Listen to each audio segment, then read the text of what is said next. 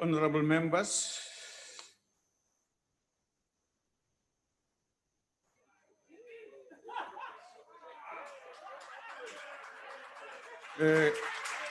honorable members, in the interest, we repeat a crucial message that in the interest of safety for all present in the chamber, please keep your masks on and sit in your designated area.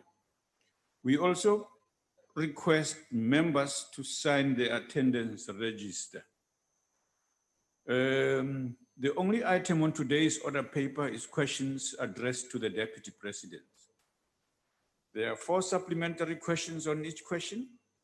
Parties have given an indication of which questions their members wish to pose a supplementary question on.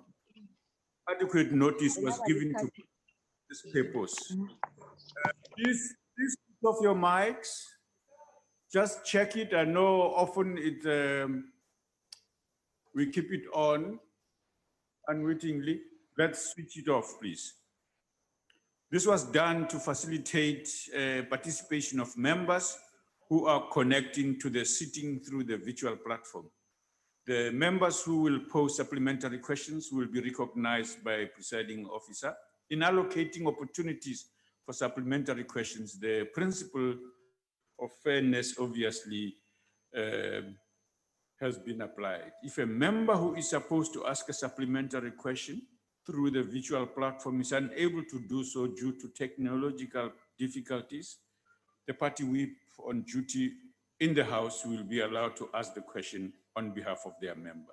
When all supplementary questions have been answered, meaning the 4 each time, by the Deputy President, we will proceed to the next question on the question paper. The first question has been asked by Honorable NWA Mazzoni. Honorable Deputy President, good afternoon and welcome. Speaker, and good afternoon to yourself and the honorable members. The first question, the response to the first question, Deputy Speaker and honorable members, as detailed by the Minister of Finance during the address on the medium-term budget policy statement, spending on government programs has exceeded annual revenues for more than a decade now. The persistent gap between spending and government revenue requires difficult decisions about the structure, the effectiveness and affordability of certain programs in government. Like in many other countries, the current economic situation facing our country is not a unique one.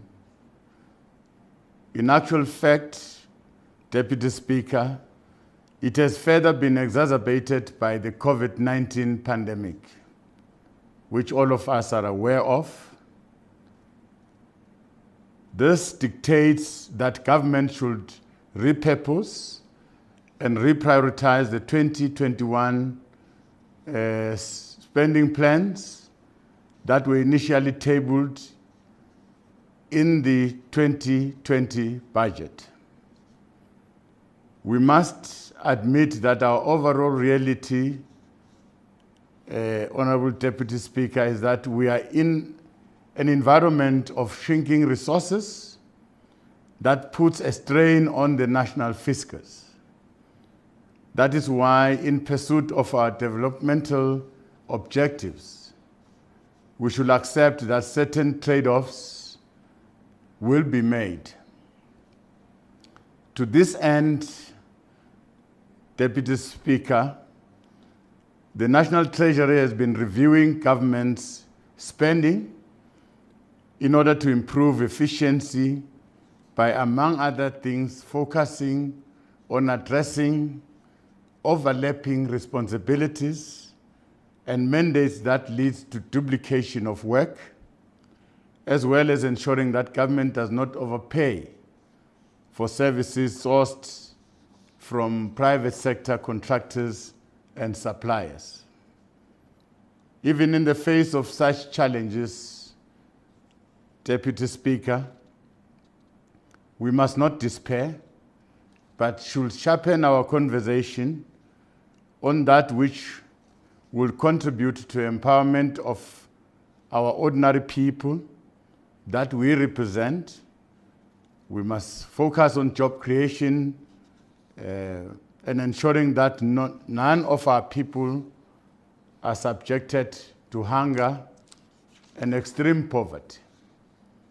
The Minister of Finance has indicated that as we look into improving the state of our finances, high-level policy discussion must be held, among others, on measures to strengthen the social protection system for the most vulnerable in our society. On the matter of government funding of the South African Airways, we must clarify upfront that the delivery of social and other services and investing in the country's state-owned enterprises as crucial drivers for development should not be perceived and be seen as mutually exclusive.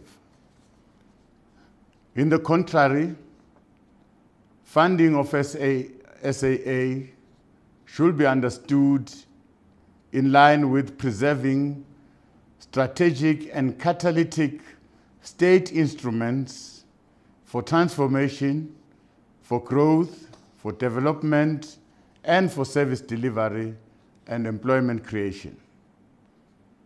When Cabinet approved the support of 10.5 billion rand allocation to SAA, we did appreciate the state of our finances. As government, we considered obligations of the state, especially if the airline were to be liquidated. We understood that this could be achieved through the reprioritization in budget allocations, and that departments will have to adjust spending priorities and programs to take into account the revised baselines allocation over the next 3 years. In doing so, we'll minimize adverse impact that the reprioritization may have on the delivery of social and other services. Even as we reprioritize the budget, the consolidated expenditure over the next 3 years shows that there has been no negative decrease on education, on health, on community development and social development. This further will be enhanced by the One Plan under the district development model, which in our view, Deputy Speaker, presents a paradigm shift in the provision and management of basic socio-economic services. The district model will resolve the fragmented approach to development, which tends to result in poor governance and resource wastage. This plan is also unambiguous on the empowerment of citizens and communities to access socio-economic rights like water, sanitation, healthcare, education, and security. These rights, Deputy Speaker, summarized in Chapter 2 of the Constitution, are non-negotiable in bringing government closer to the people and in driving localized growth and development. For our government, Deputy Speaker, this is a viable, sustainable mechanism to build socially cohesive societies that are capacitated to drive impactful programs and implement social compacts between the private sector, civil society, and municipalities. We wish to assure South Africans, Honourable Speaker, that as part of navigating our way through these trying times, government has initiated measures to mitigate the negative impact of the reprioritization of funds on local government to ensure that access to services is not severely impacted. Some of these include the enactment of the Municipal Fiscal Powers and Functions Amendment Bill, which will provide an unambiguous, fair and consistent basis for municipalities to boost their revenues, for recovering development costs for all land development projects within their spaces. Our approach is citizen-centric and is about entrenching a coordinated developmental ecosystem of competencies, resources, capabilities, and talents. Ultimately, we are about making today better than yesterday and tomorrow better than today. Once the amendment bill has been enacted, the National Treasury will develop implementation guidelines and regulations as well as capacity building initiatives to ensure that municipalities maximize their ability to levy development charges in the most efficient and effective manner. In addition, as announced by the President in 2019, the Infrastructure Fund, Honourable Deputy Speaker, which is being managed by the Development Bank of South Africa, continues to complement government's efforts through catalyzing private sector investment into public infrastructure. Through this fund, there is capacity enhancement of municipalities to deliver on water, on energy, and social infrastructure projects in a very programmatic manner. Further complementing these efforts is the Investment and Infrastructure Office in the Presidency, which contributes to local government stability and consistency in the planning, investment, implementation, and maintenance of infrastructure in the short, medium, and long term. The work of this office is also contributing to re-establishing technical and financial engineering capacity, which we have seen being reduced within the state over a period of time.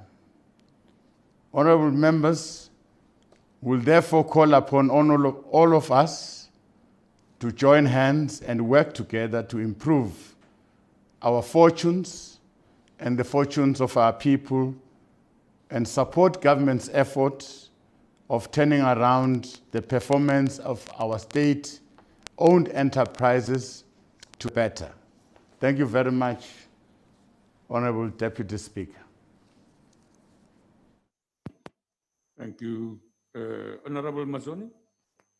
Thank you very much, Deputy Speaker. Thank you, Deputy President. Good afternoon to you, sir.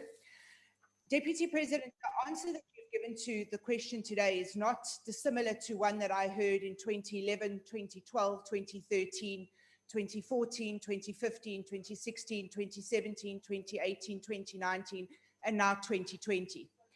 In my tenure as the Shadow Minister of Public Enterprises, SAA went through no less than 13 turnaround strategies, none of which worked. So please understand when I say I have absolutely no belief that this airline has any capacity, regardless of how much money you pump into it, to turn itself around. It is defunct, it is archaic in its structure, and you should do South Africa the favor. You ask us to continuously hold hands Well, let me tell you, social cohesion happens when society trusts government. And society cannot trust government because our government has been proved to be more worried about looking after tenders and people who get the tenders and putting money into failing state-owned entities that we proved over and over again because of state capture, instead of giving money to basic infrastructure projects, which is our fundamental duty. So my question, Deputy President, is this.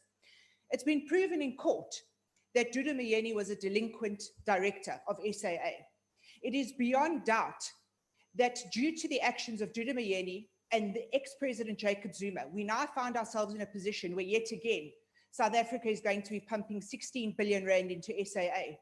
Will you join hands with the South African people and help Judge Zondo by ensuring that Cabinet also lays criminal charges against Jacob Zuma for corruption, of state capture corruption? Deputy President. Thank you very much. Thanks, Honorable Mazoni. Well, I share the sentiments that you're raising, the damage that has happened to SAA over time due to mismanagement and all the malfeasance that happened over time. And that we've subjected it to our institutions that are looking at fraud, corruption. And as we are speaking, there are cases that are before these institutions that are about mismanagement of funds in those institutions and some wrongdoings. So we would like to encourage our citizens, our people to report some of the things that they know that went wrong into SAA. But we think this time we want to turn the situation around by firstly find an equity partner. We thought that to run this airline as government alone, we're opening ourselves for an abuse. Now, getting an equity partner that will help government so that we can have 2 eyes, we can have 4 ears that can run this airline. And it's not only about government that will appoint board members, it will also be about the equity partner that will bring expertise at board level, will bring expertise at the management level. So we think this time by opening an opportunity for an equity partner, we're complementing the airline, we're bringing skills and we're bringing resources. Down the line, we think that government must stop pumping money into SAA. The frustration that you are expressing is well placed, very frustrating to all of us pumping money into SAA without seeing any good returns. But this time, the good thing is that we are introducing a partner, which is from the private sector, that will run this airline together with government. Thank you very much. Honorable Masiko. Thank you very much, Honorable Deputy Speaker. Honorable Deputy President, thank you very much for your detailed response. As a developing country with an economy of our size, it is important to have a well-managed state-owned enterprises to assist the program of economic development and transformation. The question is to you, Deputy President. Could you elaborate on the details of how the 10.5 billion allocated to SAA will be utilized? Thank you very much. Deputy President. Very much, Honorable Deputy Speaker. Well, first of all, the money that is given to SAA, to the business rescue practitioners, is to try and pay all creditors that we owe, except lenders. Remember that as government we have given SAA money, and we continue to pay money to lenders where SAA has lended money. That is separate, but here we are going to pay creditors where SAA has accepted a service and has not paid for that service. That is one. Secondly, as we are going to restructure, we hope that the new airline is not going to accommodate all the employees, and we are giving space for severance packages that will be paid to employees. As and when they want to leave the employ of SAA. Again, when the airline was grounded, a number of people bought tickets, and those tickets could not be utilized. So people could not fly because planes were grounded. Correctly speaking, SAA owes those people who bought tickets but could not fly. So this is a big number of people that must be paid those tickets. That money will go into paying those people. We call it the unflown ticket liability. I've said the legacy debt to various lenders already we've paid up to an amount of 16.4 billion progressively. So yes, this 10.5 billion is calculated to settle all those creditors, to settle all the liabilities, and then begin a new airline. So it has been calculated and will be closely monitored by the department as a shareholder, and the board that is going to be appointed soon that will help us monitor the beginning of the new airline. Thank you very much. Thank you, Deputy President. The next supplementary question is asked by Honorable Ntlangwini. Thank you very much, Deputy Speaker. Deputy President of the ANC, local government is at the cold phase of service delivery, and it's the municipalities that must be responsible for many of these services. However, municipalities don't have money because majority of our people don't work, don't pay the rates, and do not pay municipal services. As a result, municipalities depend mostly on equitable share and conditional grants, with exceptions to your metros, and these become sources of economic activities in most areas. To change this, Deputy President, the EFF have proposed that over and above changing the division of revenue formula that give municipalities 10% of the raised revenue to give more money to municipalities. And this, Deputy President, you have agreed with us in the past. We must also make clear conditions that equitable share and conditional grants of municipalities must be spent in locally produced goods and services. Do you agree, Deputy President? If you agree, Deputy President, with the EFF, what are you going to do to ensure that this become government policy and legislative? I thank you. Deputy President. Thank you very much, Deputy Speaker.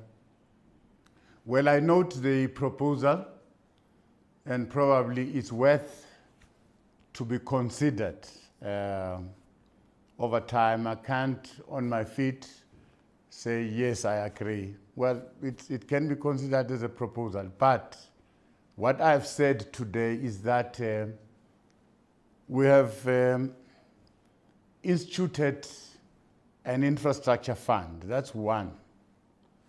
This infrastructure fund, which is going to be located in the DPSA, this fund is meant to help municipalities included in terms of their water infrastructure, in terms of their roads infrastructure. Now, we are going to do this by opening an investment into that fund by the private sector.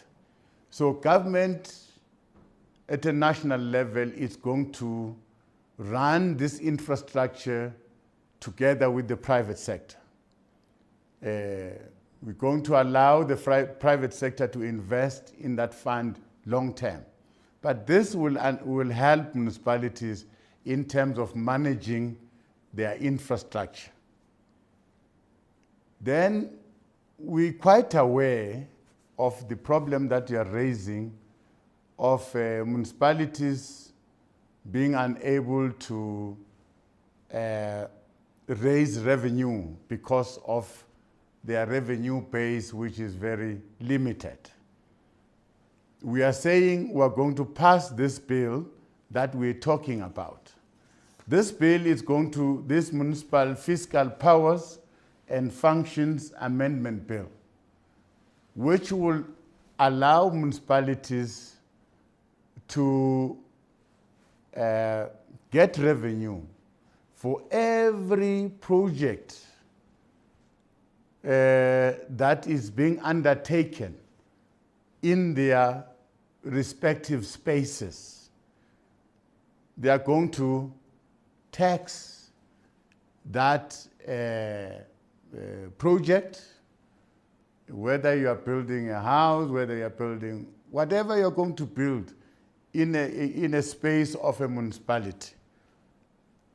The municipality will be in a position to levy, to get money from that. So the National Treasury is going to regulate, put regulations and guidelines on how to help municipalities on how to collect revenue using that piece of legislation.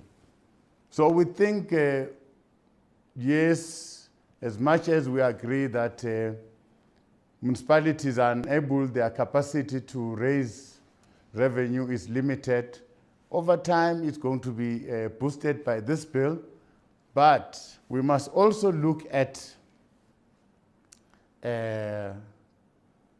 probably merging certain municipalities, because some municipalities don't have economic opportunities within their jurisdiction.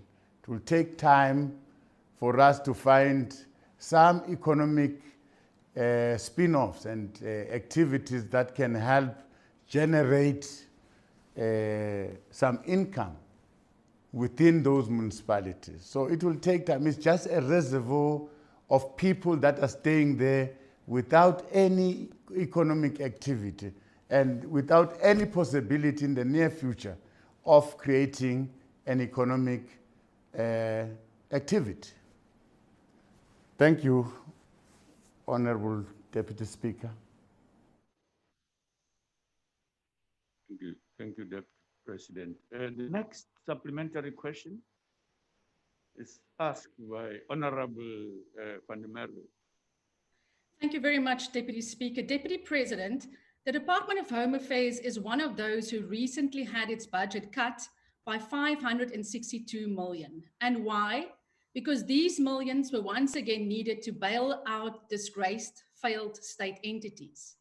Deputy President, how do you reconcile these budget cuts knowing that our borders are porous, knowing that we only have 600 immigration inspectors nationwide, knowing that the violent truck driver protests this week over the employment of undocumented and or illegal migrants, as well as the mystery disappearance of the Bushiri family, are obvious symptoms of an immigration system that has completely collapsed? My question, therefore, Deputy President, in light of these budget cuts, what's your government's plan to immediately address the collapse of our immigration system, including the concerns raised by truck drivers? And how far has your government gone in ascertaining which government officials and or ministers aided and abetted the great Bushiri escape? Thank you. Deputy President. Thank you, Deputy Speaker. We're quite aware of the situation in our borders, where some of our borders are really porous. The fence in those borders has collapsed, which has put a very serious strain on the National Defense Force to mend those borders. But again, the real border posts, we feel they need to be improved. There are a lot of things that are happening which are illegal in those border posts. That is why we are now piloting this border management authority that we are going to put in place, which is going to be funded. Minister of Home Affairs is moving ahead in terms of the implementation of the Border Management Authority. Your concern about cutting the spending, our view was that government departments must reprioritize. We're taking advantage of the situation that there was 2 months of lockdown where there was no movement in terms of whatever work that we're supposed to do. So we could not spend money as government during those days of the lockdown. Correctly speaking, there's money that we're supposed to spend on those days, but because of the lockdown, we could not spend that money. So we needed to reprioritize. We reprioritized, firstly, some of the money into COVID-19 to deal with COVID-19. And we reprioritized some of the money to deal with SAA, because we still feel SAA is important in this country. We need this airline. It's a decision that we took that, look, we need this airline for our tourism, for our growth. We still need it. We are aware of the mismanagement that happened in the past, but we want to really improve this airline. I'm happy that the President has appointed the SOE Council that has begun to do some work in terms of strengthening all our SOEs. Thank you, Deputy Speaker. Thank you, Deputy President. The next question is question 20, asked by Honorable Shivambo. Deputy President. Deputy Speaker, the Department of Agriculture, Land Reform and Rural Development has appraised the Interministerial Committee on Land Reform about the status of the land that has been advertised for state disposal to emerging farmers, which indicates that some of this land is already occupied, some is used by farmers, local communities, and in certain instances, the land has been occupied illegally. To this end, the Minister of Agriculture, Land Reform and Rural Development on the 10th of this month gave an update to the media wherein she announced the advertisement of 529,000 hectares of land available for release. This is part of the 700,000 hectares of land that has been announced by the President in his State of the Nation address in February this year. In the same media briefing, the minister stated that government is currently engaged in a process of land rights inquiry just to ascertain the status of this land occupation, particularly on the land that has been advertised for state disposal to emerging farmers. The process will enable the state to have a record of which farm or land is occupied by whom, how such occupation came about in the first place, and what activities are being undertaken on that piece of land that is state-owned. The inquiry will also include addressing the rights of farm dwellers and other affected persons, as well as to ensure that proper procedures for formalization and regularization for those already occupying the land are undertaken where necessary. The Interministerial Committee has also taken proactive measures to address emergent challenges of conflict that emanate from land reform processes by identifying and addressing the root causes of these conflicts and tend to include land invasion, land eviction, contestation on grazing and farming rights, rights of labor tenants, farm workers, occupiers, as well as farmers and farm dwellers.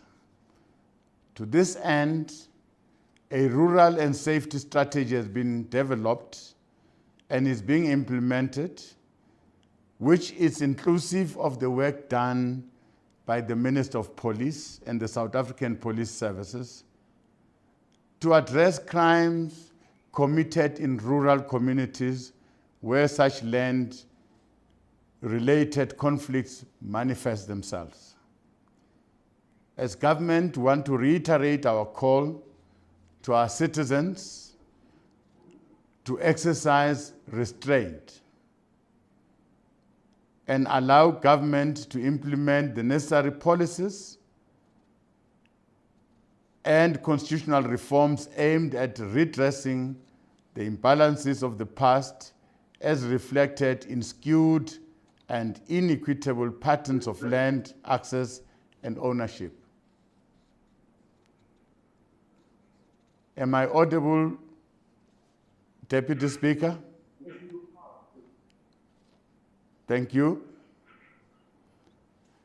It is therefore critical that as government we put in place enabling policies to regulate access to land for human settlement and for agriculture, especially for emerging farmers and communities, wherein we prioritize women and youth who form the majority of our population, as well as people with disability who have been marginalized for the longest time. Where blatant violation, incitement of violence, lawlessness, land grabs occur, the law will have to take its course. Thank you very much, Honorable Speaker.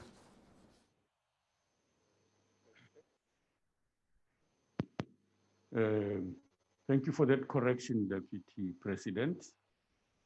Honorable Shivambo. No, thank you very much, Deputy Speaker. Deputy President, whilst we welcome the philosophical and ideological underpinning of leasing the land to the historically disadvantaged people, We've got a problem, one, with the fact that all the land that is being leased out now is exclusively from the Bantustans. This explains why of the 700,000 hectares of land being allocated and of the 896 farms due for leasehold, not a single hectare and not a single farm is in the Western Cape or Gauteng, which are bastions of white land control and ownership. And the land that is earmarked for distribution does not have the agricultural support infrastructure, such as water, such as proximity to markets. You are just setting people up for failure. And part of the land that has been identified for this redistribution is a land in Guatu in the Eastern Cape, in Chris Hani district, which is currently occupied by farm dwellers and subsistence farmers, most of whom will not be able to meet the application criteria of a certain annual turnover and the rental obligations to the state.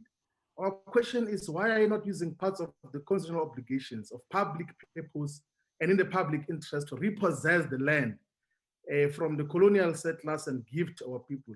Isn't expropriation without compensation the only viable solution? Deputy President, you are saying that there's going to be an inquiry on the land that has been advertised already on who is there and who is not there. Wasn't that supposed to be the first stage that you engage in, to say that before you say you're going to call for applications on state land, you go and inquire who is in that land, whether it's being utilized beneficially by Black people? You have not done that, and already people are going to make applications on land that is being utilized by people who rightfully are supposed to be the occupiers and users of that land, in a manner that is consistent with the Freedom Charter of saying that the land must be shared amongst those who work it. They are working it now, but your policy direction doesn't seem to want to take the land, give to those who work it. Honorable Deputy President. Thank you very much. Thank you, Honorable Shivambu. Well, you're correct. Most of the land, firstly, that has been advertised, it's in the former homeland. But there are some pieces of land that have been advertised that were in the former white areas, if we want to call it that way. But the majority of the land, yes, it's in the former homeland. Of course, this land in those former homelands is land that belongs to the state, which must be formally disposed, formalized, and allow people to occupy it and use it. So it's a step in the right direction. We're still continuing.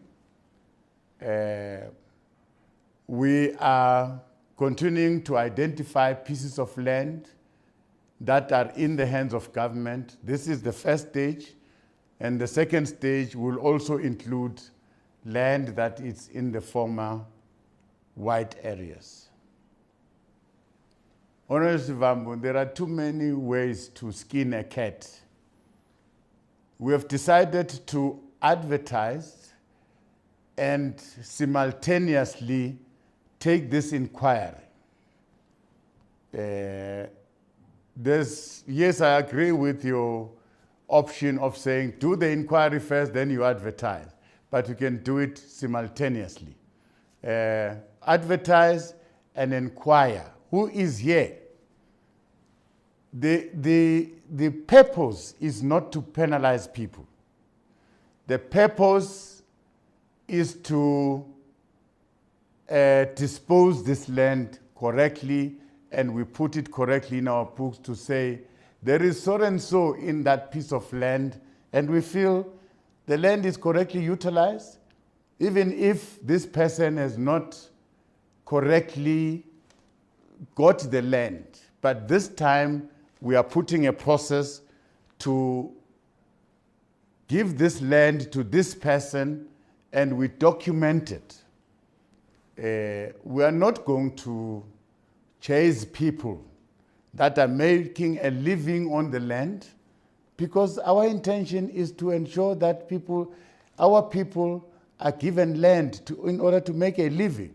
So we can't negate that purpose and objective.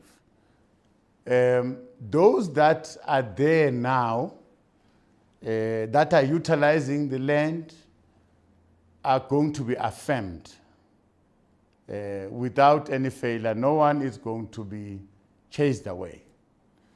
If that happens, I'll be happy to be the one who intervenes. Because all of us are saying, no, let's give land to people, let's allow people to till the land, let's increase our productive capacity as a country so that there's food security going forward. Thank you very much.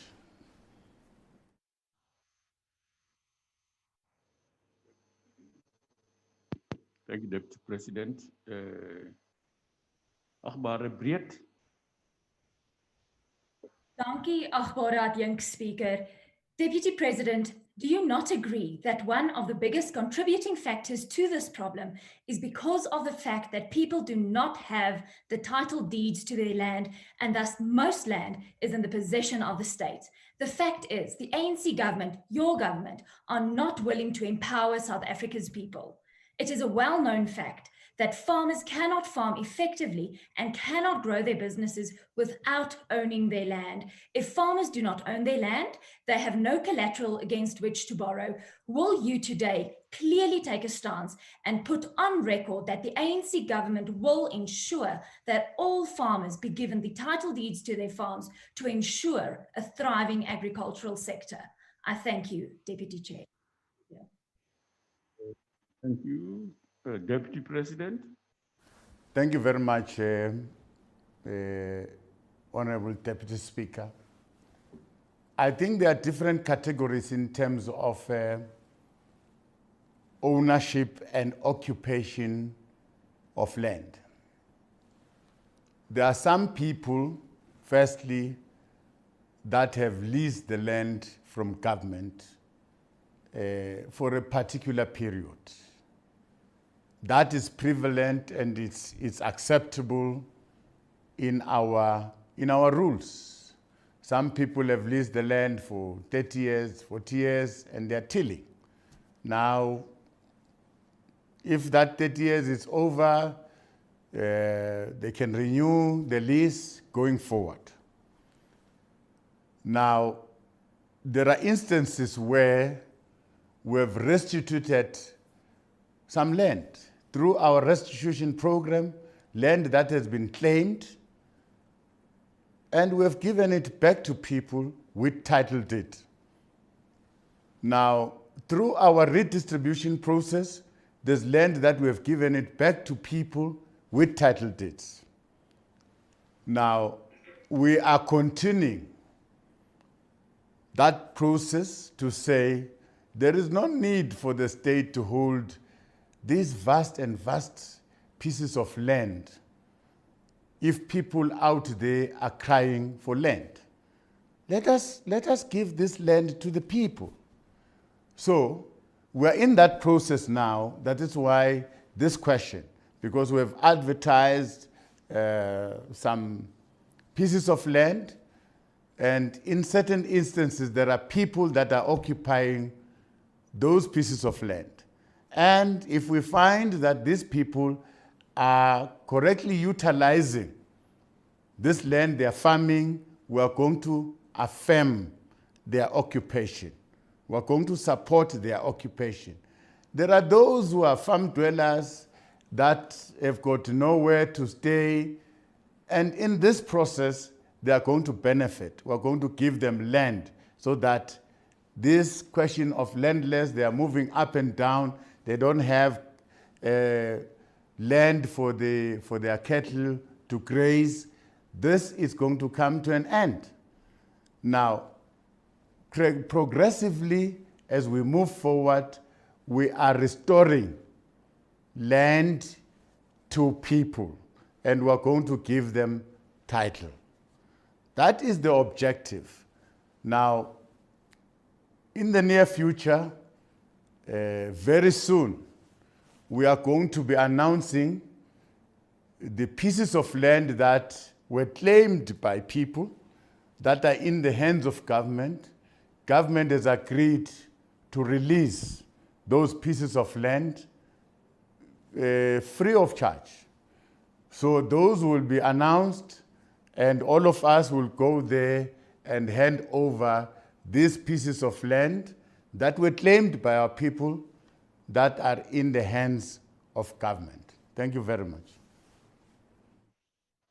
Thank you, Deputy President. The next supplementary question is asked by Honorable Tring of the SCDP.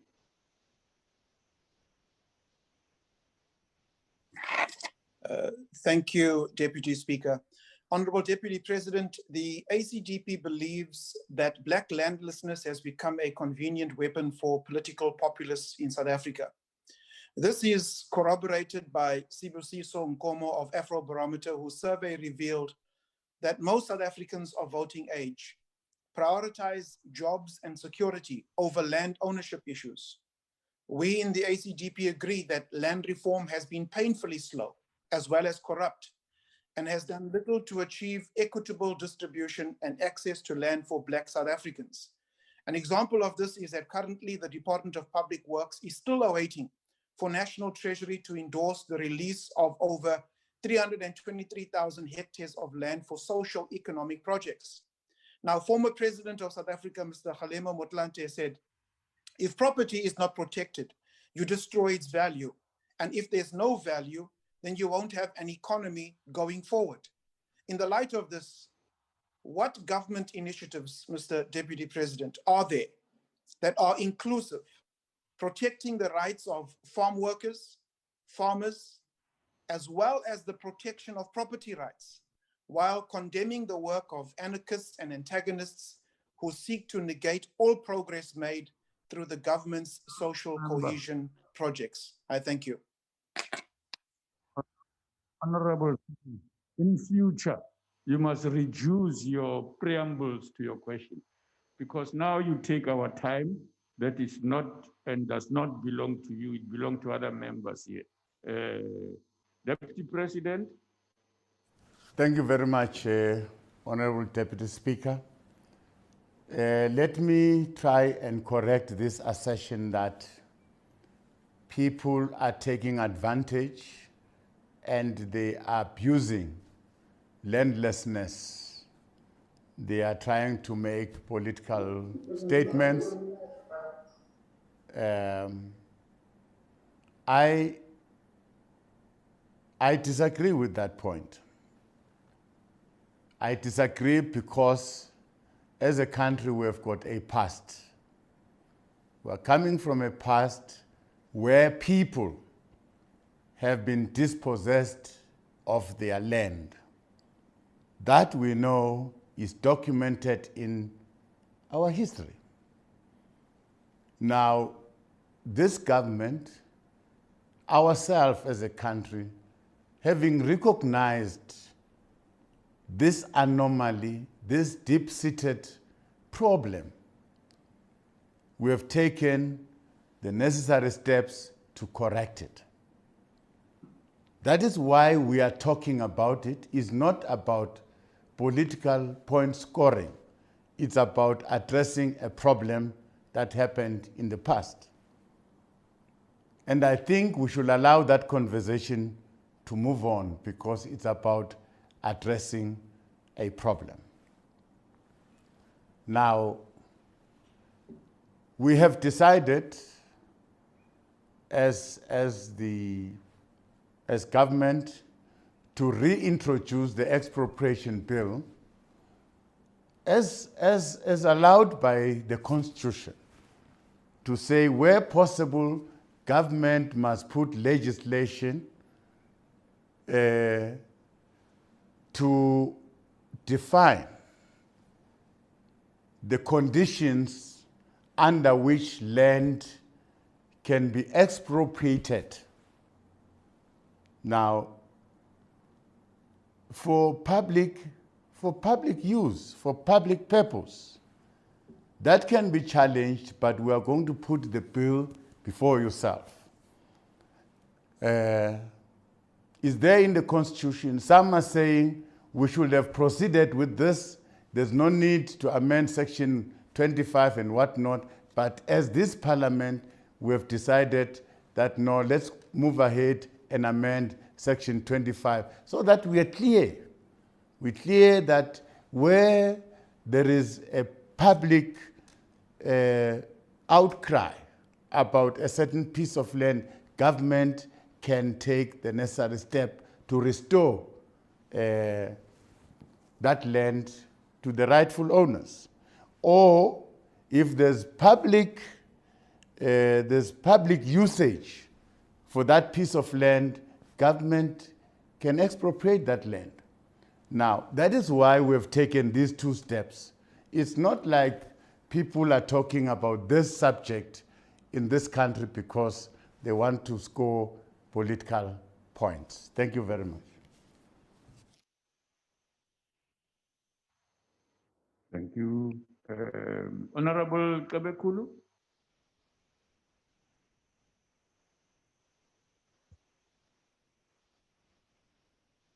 Angibonga Sekela Somlomo. Hlonishwa Sekela Mongameli. Ukhuluma ngokubuyiselwa komhlaba ebantwini ukusiza abantu ukuthi bakwazi ukulima abantu bayithuthukise bakwazi ukuzondla bondle neSouth Africa. Kunabalimi abampisholo abebesebenza vele emaplazini abashiwe ngabalimi abamhlophe ukuba beqhubeka namaplazi bawasebenza ngempumelelo.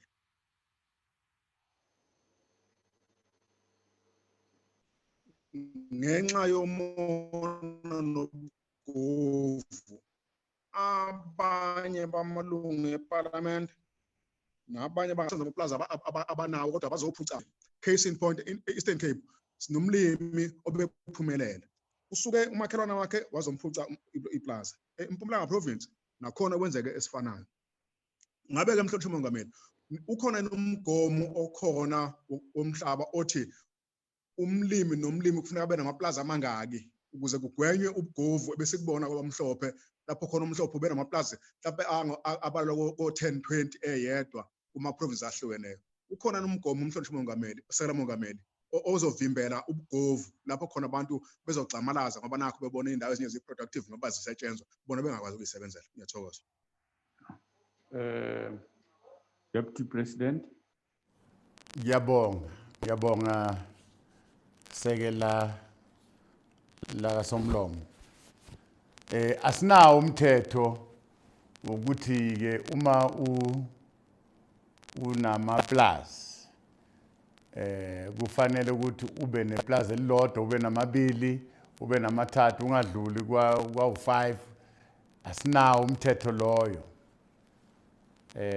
Kodwa ke okufanele ngikusho kulelungu elihloniphekile ukuthi sibe nenhlanhla kakhulu lapha eSouth Africa ngoba sithe uma sikhuluma ngokwabiwa komhlaba bavela labantu abebala elimhlophe bathi thina sizimisela ukusebenzisana nohulumeni futhi ke sizimisela ukuthi umhlaba omunye sinawo esingawusebenzisi singanikezela ngawo. Kungakho sayi-advertise i-land donation policy ngoba sifuna ukuvumela wonke umuntu ofuna ukunikezela ngomhlaba ukuthi akwenze lokho ngomgomo othile.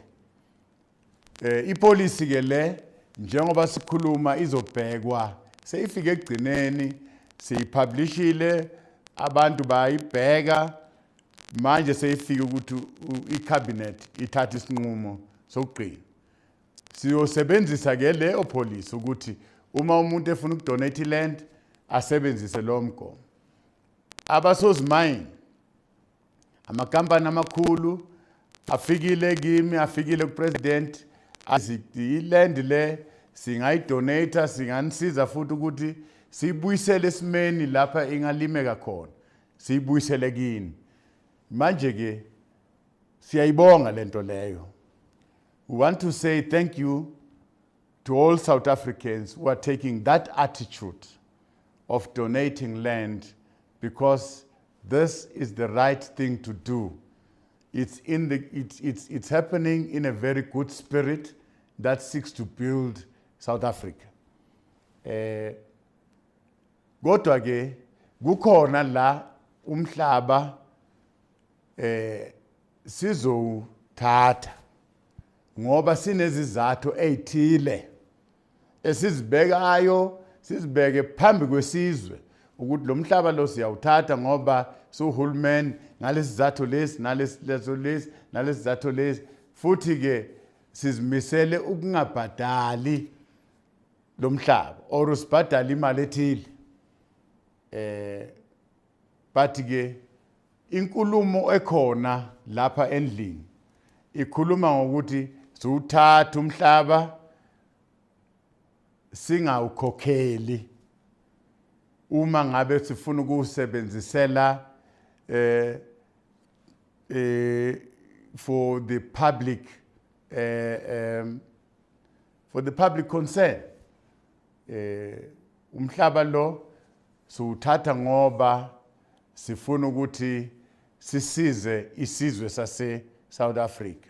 Sizokubeka lokho njengezizathu ukuthi nazi izathu uma ngabe icourt lithi hayi cha lezizathu lezi azizwakali lizokusho lokho. Cha, government lethana ezinye izathu. Asikho izizathu ezifana nalezi ezinganigunyaza nje ukuthi nithathe umhlaba. Ngiyabonga. Thank you, Deputy President. The next question is question 21, asked by Honorable Tseke. Deputy President.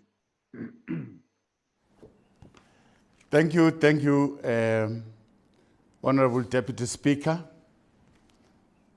We can assure the House that the money that has been made available to South African Airways will be put into good use.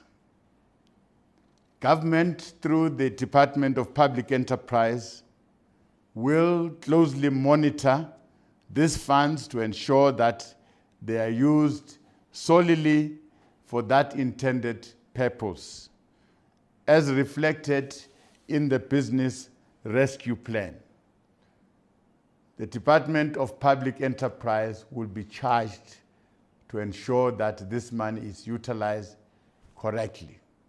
On top of that, Treasury will also be charged with that oversight to ensure that this time around, this money is put into good use.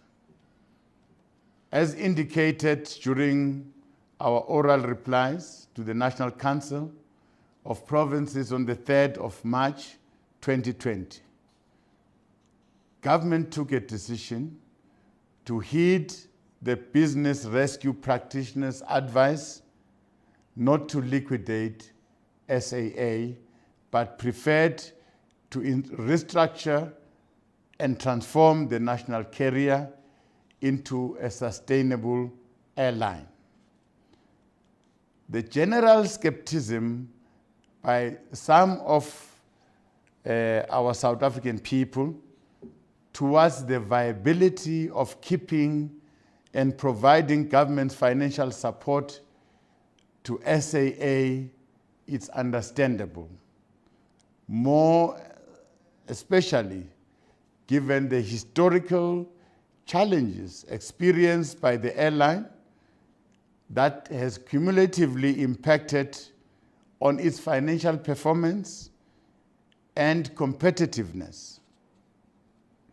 It is common cause that the current state of our national carrier is largely as a result of legacy issues relating to tough global aviation conditions, poor governance within the management of the airline, mismanagement, and other malfeasance that we all know.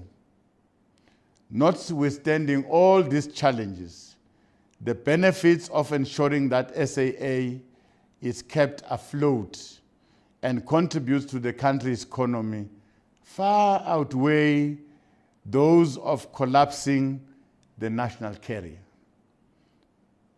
For instance, through the national carrier, we will be able to facilitate international and regional trade through reliable air connectivity in the region, especially movement of people and goods. Indirect benefits in the supply chain, including food and beverage, retail goods, business services, for example, call centers, transport, manufacturing of goods, further contributing to the economy. There is direct contribution to the country's tourism and job creation in the sector. Productivity levels are improved across the economy as SAA technical aircraft maintenance provides services to other local airlines that do not have maintenance licensing. There is advancement of the country's innovation and skills development through SAA cadet programs, as well as contributing to the advancement of the aerospace industry technical capability for our country. Considering all these economic benefits, it is notable that governments across the world recognize the airline industry as an essential economic enabler and thus are rendering relevant support to their aviation enterprises. Equally so, South Africa as a developing country needs to maintain air connectivity towards achieving economic development in line with these global trends. In pursuing this path, it is encouraging to note that government's efforts of turning around SAA and placing it on a sustainable path are nearing conclusion. The Department of Public Enterprise is working on a transitional plan for the exit of the business rescue practitioners and further in placing the airline under the guardianship of a duly established leadership. This work will be embarked upon finalization of an agreement with the relevant stakeholders, including employees, their respective trade unions, and SAA management on the revision of terms and conditions. Once all these measures have been undertaken, we are certain to have a world-class airline that is competitive, reliable, and the most sought-after carrier in the African continent, of which all South Africans can be proud of. Honorable Deputy Speaker, with the negative impact of COVID-19 pandemic on the airline operations, resulting in flight cancellation, grounding of aircrafts, and closure of airports, as well as retrenchment of employees, government across the world had to step in to support their airlines, thus cushioning them from such challenges. Accordingly, SAA has not been immune to these challenges facing airlines globally, including challenges prior to COVID-19 pandemic. As we embark on efforts of reconstruction and recovery, our success largely depends on a well-run and effectively coordinated state institutions that consistently deliver high-quality services while prioritizing the nation's developmental objectives as envisaged by the National Development Plan. The allocation of 10.5 billion rands, honorable members, will thus contribute to easing long-term obligations such as legacy debt, high cost of labor and leases, thus improving on the cost structure of the airline. The identification of a strategic equity partner, for instance, seeks to ensure that the airline receives no further funding from government.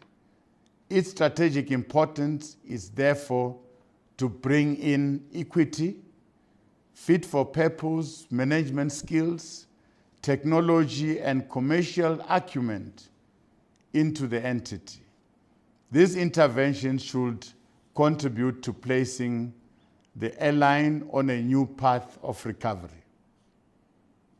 Honorable Deputy Speaker, as part of ensuring effectiveness of the intervention by government in supporting our strategic SOEs, including SAA, work within government is continuing under the leadership of the President of ensuring that our country's SOEs are aligned to the country's developmental agenda and are thus viable, efficient, effective, and competitive.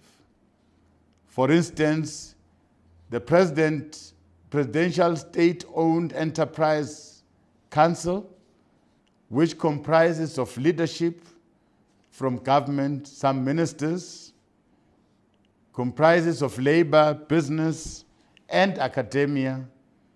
These are leaders that are charged with providing oversight and strategic management to reposition the SOEs as effective instruments of economic development. The need to ensure that SAA is overseen by an effective management is an area which applies across all our state-owned enterprises. We are confident that efforts being led by the Presidential State-Owned Enterprises Council will result in having efficiently managed SOEs that are development-orientated and contributing to the deepening of South Africa's industrialization. It is our view, Honorable Deputy Speaker, that in order to change the trajectory of our national airline, we need to have a capable workforce that is skilled, experienced, and focused on the developmental agenda. Therefore, our expectation is that the new board, which will be appointed in the next few weeks and days, will focus on returning the airline to sustainability. This expectation also implies that the appointment of the airline's executive team, which will be done after the appointment of the board, must happen with immediate effect. Thank you very much, Honorable Deputy Speaker. Thank you, Deputy President. Honorable Tseke. Ke a leboga motlatsa Musa Khutla wa ntlo ebile ke rata go leboga motlatsa Presidente wa naga ka karabo e nonofileng ya re fileng yona. Deputy President, the process that you have outlined in the response in the future of the South African Airways has a number of options.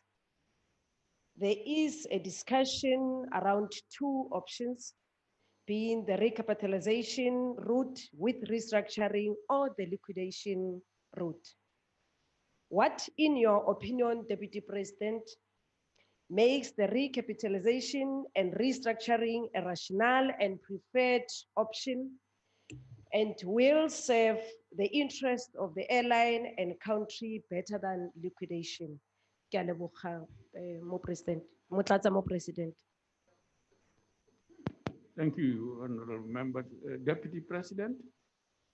Thank you, Honorable Deputy Speaker.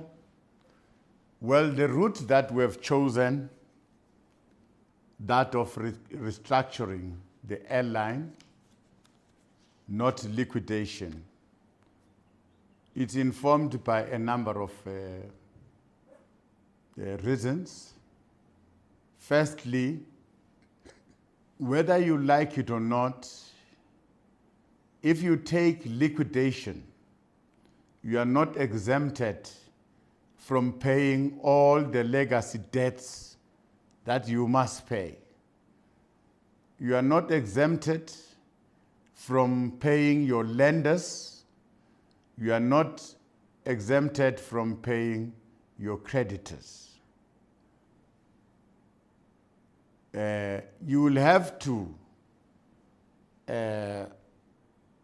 pay your employees some retrenchment packages, which is also a cost to government. Some of the aeroplanes were leased. We are owing money for those leased aircrafts. Whether you opt for liquidation, you must pay that debt. So, we were going to pay large sums of money and finally liquidate the airline and remain with nothing. Now, the route that we have chosen, that yes, the obligation of paying all your lenders, your creditors and all that, it's a must, but let's try and restructure the airline and have the airline for our developmental needs.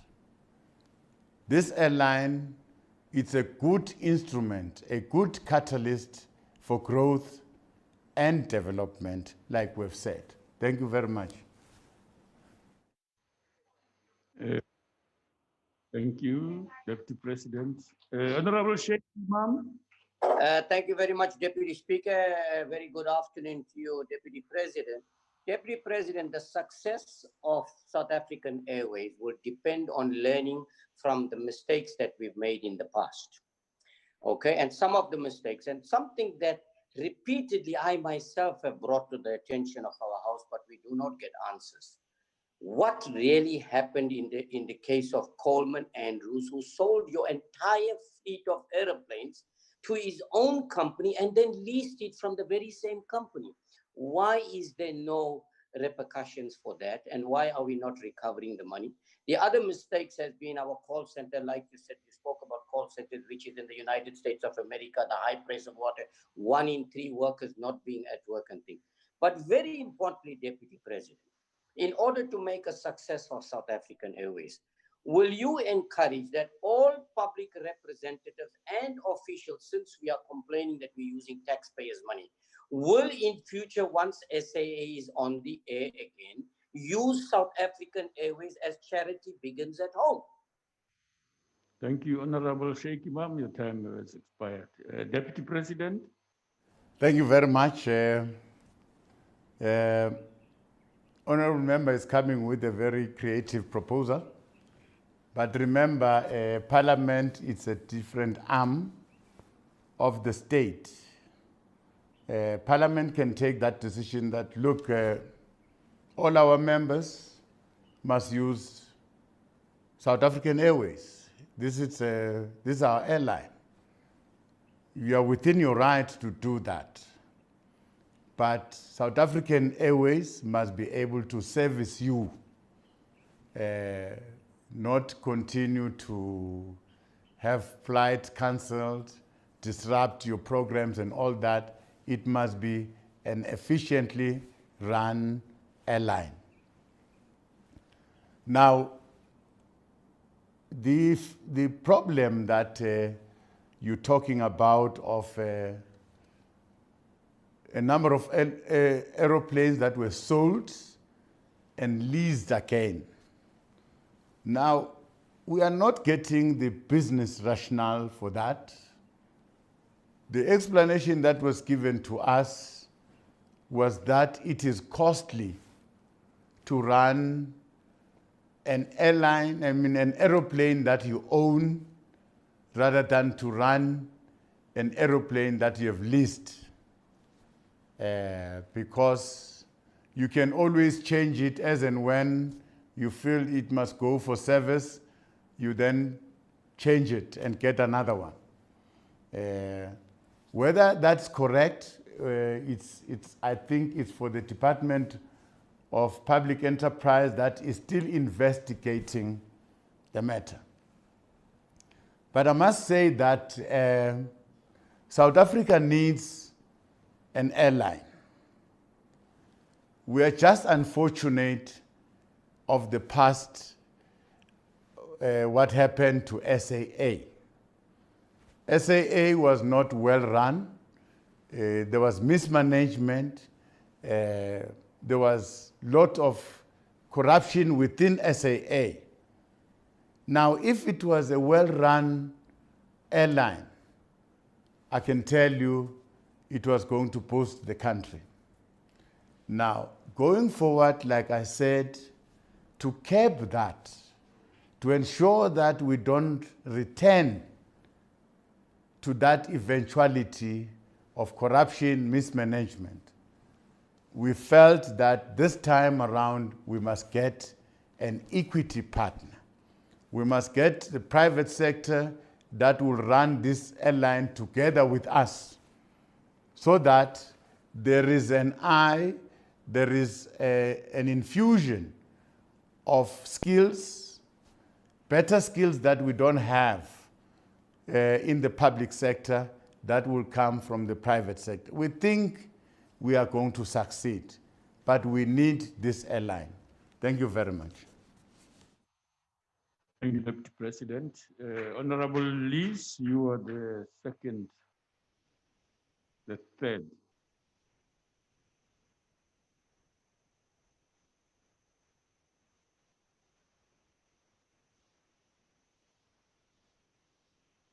Honorable Lees. Oh,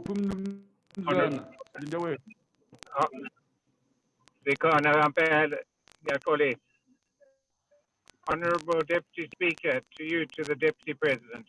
Deputy President, the question of SAA and the question of Coleman Edwards has been settled a long time ago. And has that episode in the airline had any impact at all in the running of the airline over the last 5 years? And the losses, massive losses and bailouts that we have incurred during that period.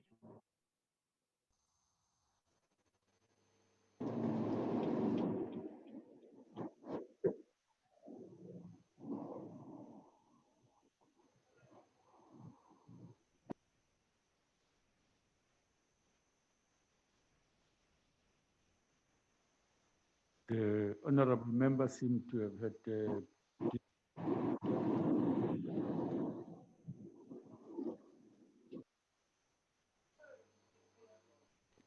is there someone in the house who can complete?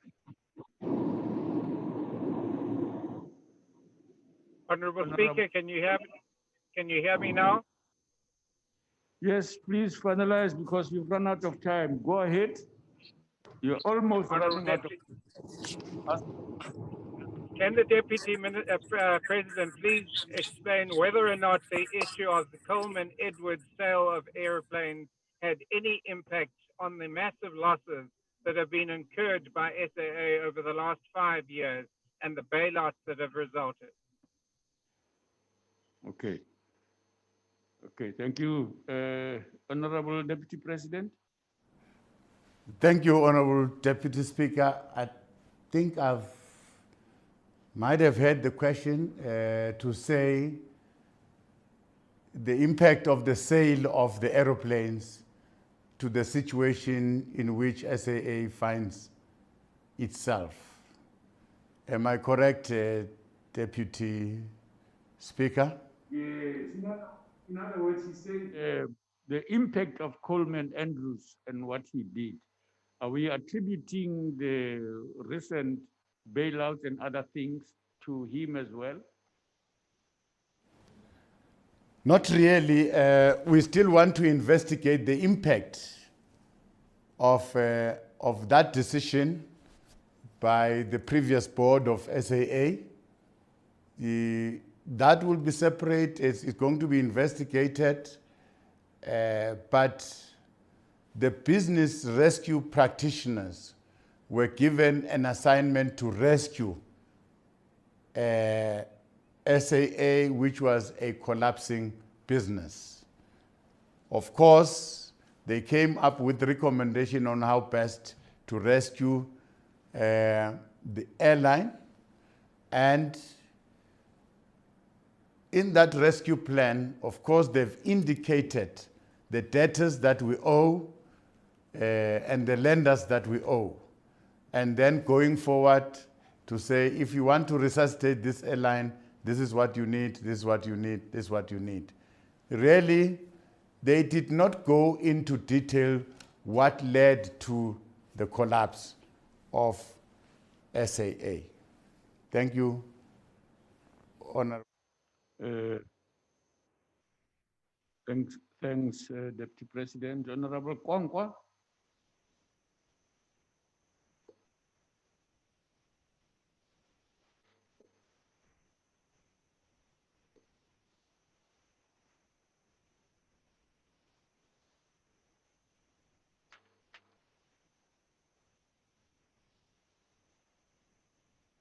Uyangena lungel hloniphekile.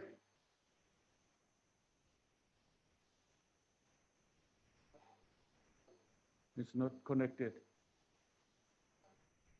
He's covered, Deputy Speaker. If Honorable Kwankwa is there anyone in the house who can represent him?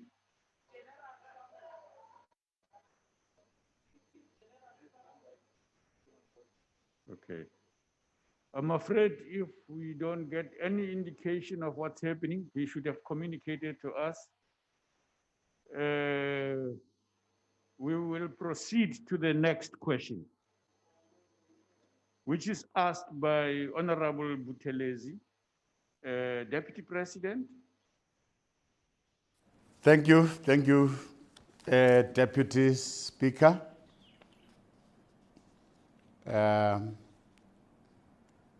We've always been open and frank about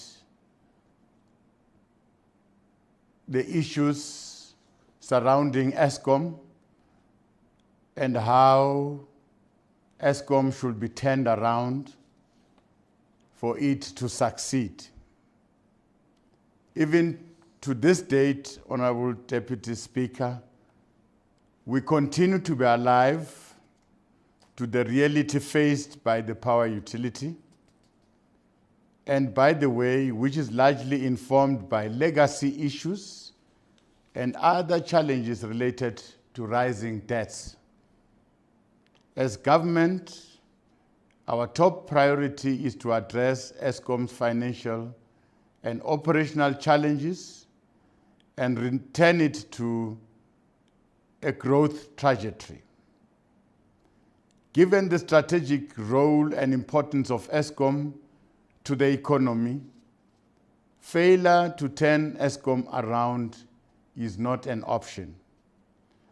It is thus no coincidence that over the past few years, Eskom's focus has been on strengthening its financial position through demand stimulation, cost curtailment, and efficiencies, as well as striving to achieve a cost-effective price of electricity. This was supported and enabled by the equity support from government, which commenced now in 2020 financial year.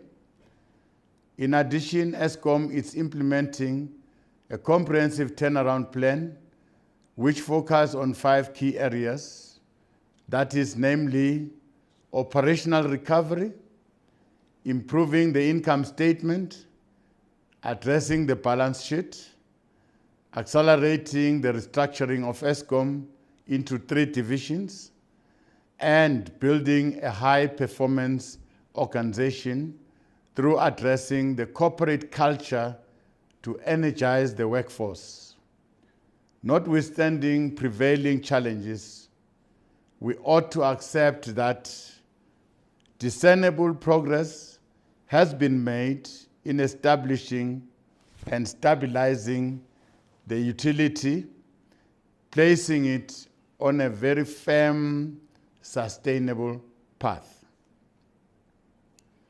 Honorable Deputy Speaker, on the issue of the financial results as released by Eskom, let us understand the loss for what it is.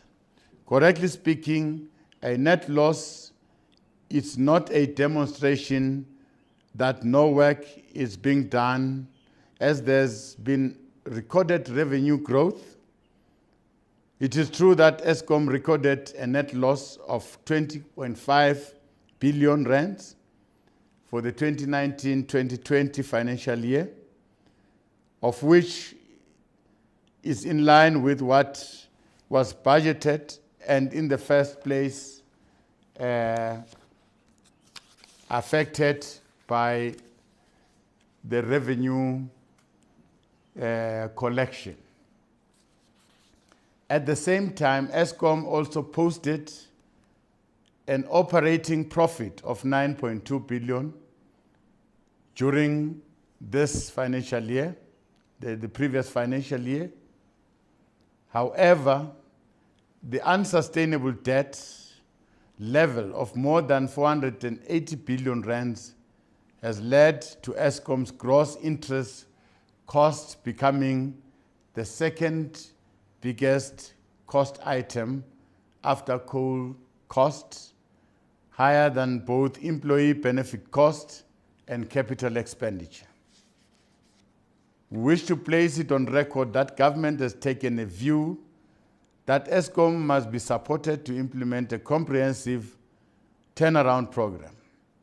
This will ensure that the utility develops and enhances its requisite institutional capabilities to meet the country's energy needs.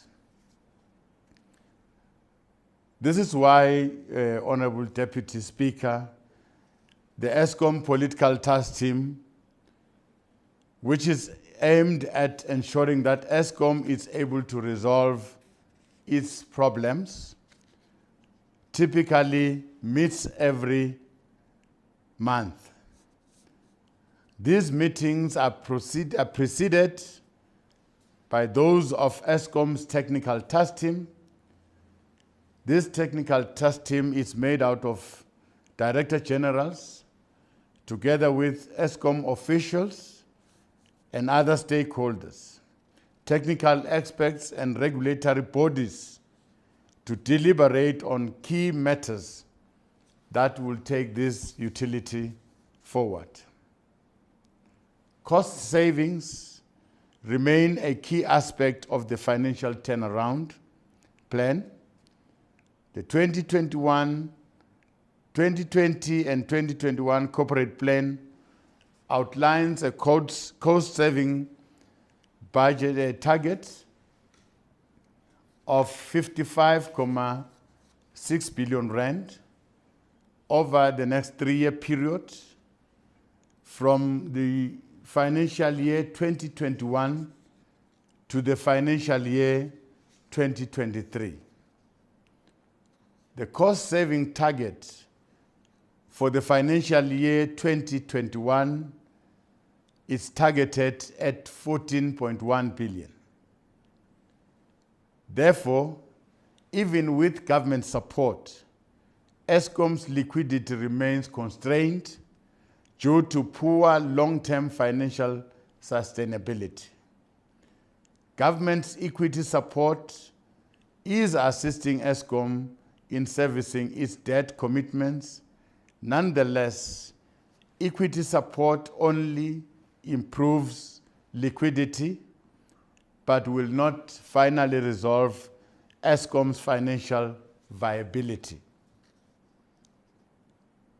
In the implementation of timelines envisaged in the Department of Public Enterprise roadmap, Eskom has reported that the timelines for the transmission can be met, although the legal separation of generation and distribution will take somewhat longer time. The delay is due to legal and regulatory changes which are beyond Eskom's control. Eskom has also decided to accelerate the legal separation of transmission, which will create the required certainty for prospective investors in generation capacity, in turn ensuring that bids are fairly adjudicated relative to Eskom generation. The end state of the process is to ensure that the three divisions will be able to operate as standalone and financially visible and viable businesses. This will further ensure that Eskom is able to mitigate the risk to debt and lender security as well as asset base. In view of this, we are comfortable with the progress towards achieving the milestones envisaged in the roadmap. That means Eskom is on track. While Eskom is improving its revenue and debt collection measures to fund its operation and ensures that electricity is supplied on a sustainable basis, rising municipal debts continue to pose a serious risk to Eskom long-term financial sustainability. They also significantly contribute to liquidity challenges that are facing the entity. We therefore fully support Eskom's effort to collect revenue by following its credit control measures. And we reiterate our commitment made in both houses to ensure that organs of state do expedite payment that is outstanding, that is owed to Eskom, and that they settle all outstanding debts that are owed to municipalities. The Eskom political task team is also in the process of finalizing an effective institutional mechanism to deal with debt verification processes and resolve disputes where there are disagreements on the debt amount that is owed. This will culminate in the appointment of facilitators to oversee this process. More importantly, Honorable Deputy Speaker, we have a responsibility to improve a culture of payment for services such as electricity and water by our communities to avoid unnecessary disruptions in the provision of these services. We're in the process of rolling out a comprehensive campaign to raise awareness and encourage our people to pay for electricity and other services that they consume. This is the right thing our people must do, to pay for the services that they consume.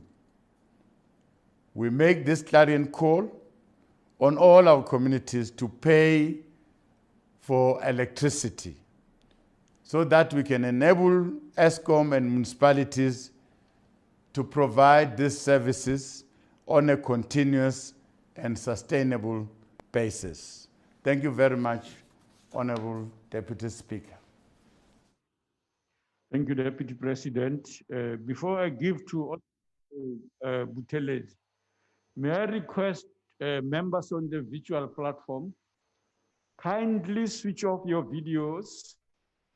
It may just help to improve the bandwidth available to the Deputy President as he responds in the House. Switching off your video may just contribute to that. Please do that. And those who ask a supplementary question can switch them on when they ask and switch it off when they've done so. Honorable members, let's invite Honorable Buthelezi. EN. Thank you very much, Deputy Speaker.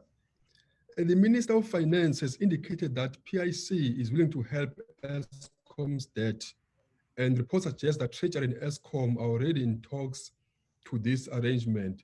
If then talks are successful, can the Deputy President tell us when ESCOM's foresee itself being debt-free and financially viable? And secondly, what happens if ESCOM fails to fulfill its end of agreement? Will the South African public have to sacrifice critical government projects to resolve the debt, as we have seen with SAA? Thank you. Thank you. Deputy President. Thank you very much, Honorable Deputy Speaker. There is only one meeting that I've attended with PIC where the ESCOM debt was discussed. It was an initial discussion that did not go very far enough to really confirm whether PIC is willing to take a step forward to come closer to the challenge that is faced by ESCOM to deal with the debt. So it is an early stage in order to pronounce whether that is going to be possible or not possible. Can we allow the discussion to proceed? And we are going to be told in due course about the outcome of those discussions. Thank you very much. Thank you, Deputy. Thank you. Honorable Nkunazi, please switch off your mic. Members on the platform. Go ahead,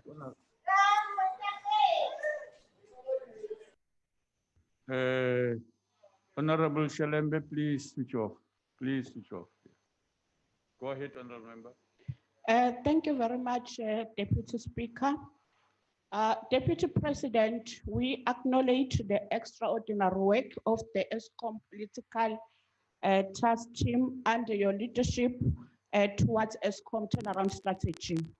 As you elaborated at your first response, Honorable Deputy President, can you elaborate on the plan for the PTT to deal with municipal debt to ESCOM by big businesses, households, government departments and entities to pay what is due to ESCOM, and what are all spheres of government and leaders of all sectors of society doing to ensure that all citizens, responsible citizens who have an income, understand the importance of paying the services they receive, and how the payment for services will assist municipalities and ESCOM to continue rendering these services in a sustainable manner.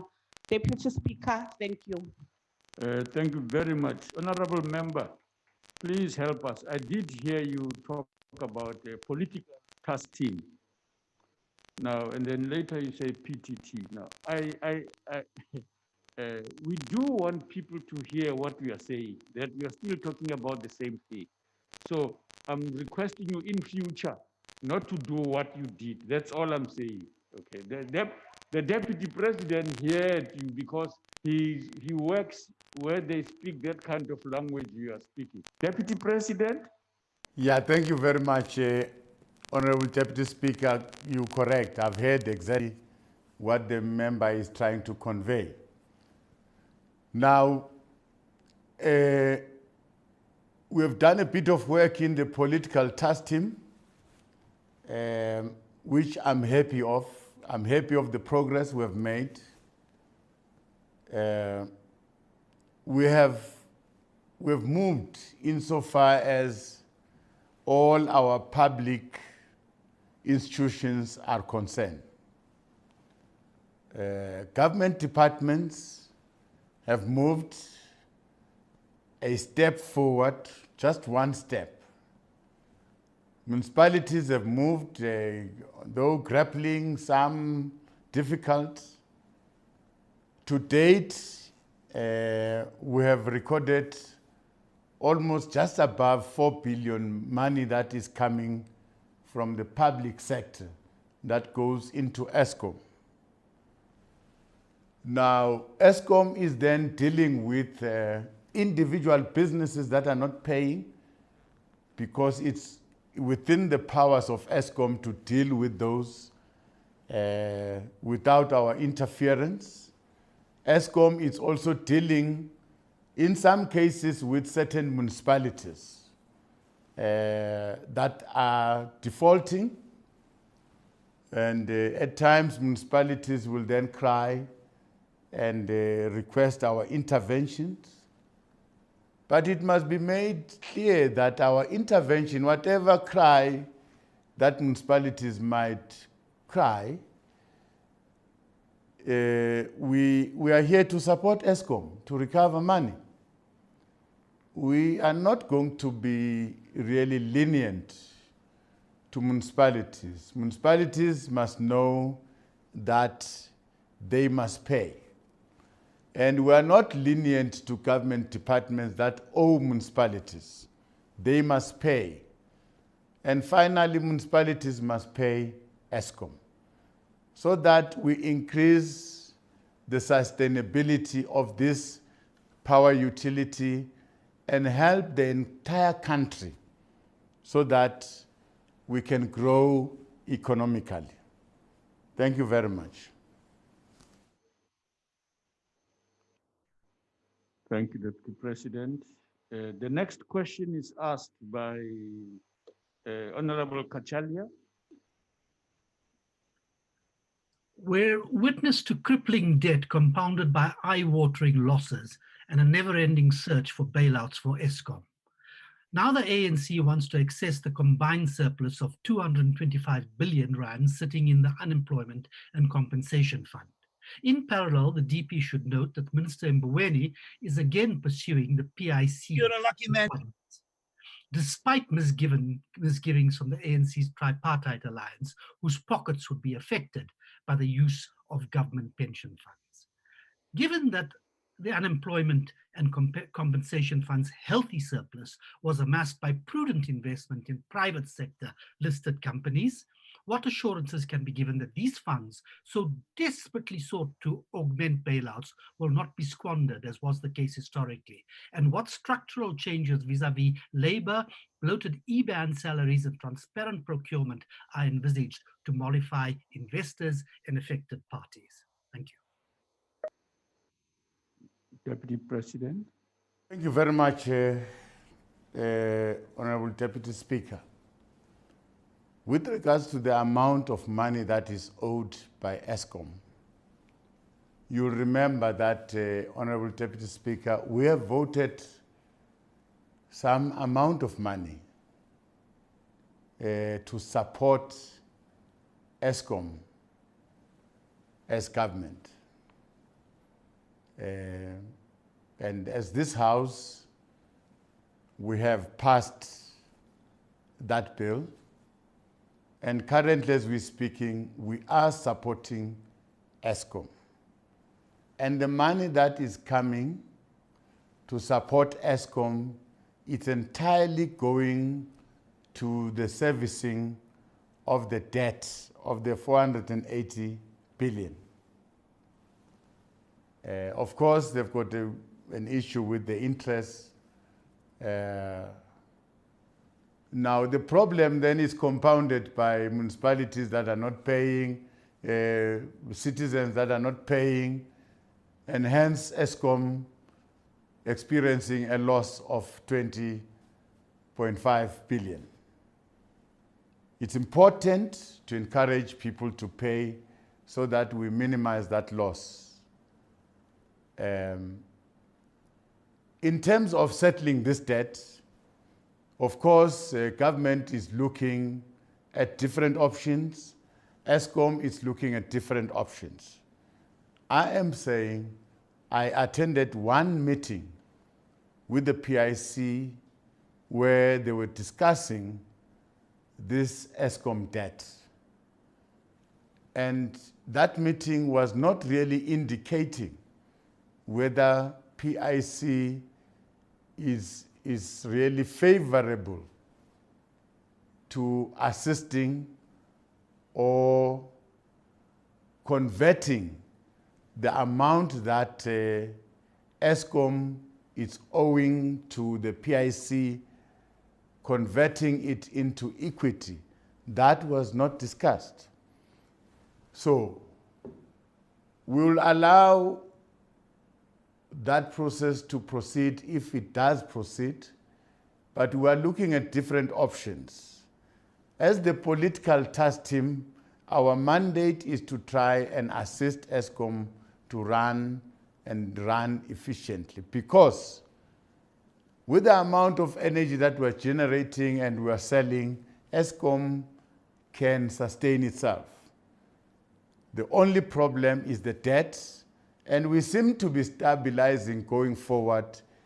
Only 1 or 2 areas that still needs to be attended. Municipalities not paying, our communities not paying, but generally the improvement in terms of operational issues, the improvement in terms of our generation capacity, maintenance, all those are on track. The unbundling of Eskom on track.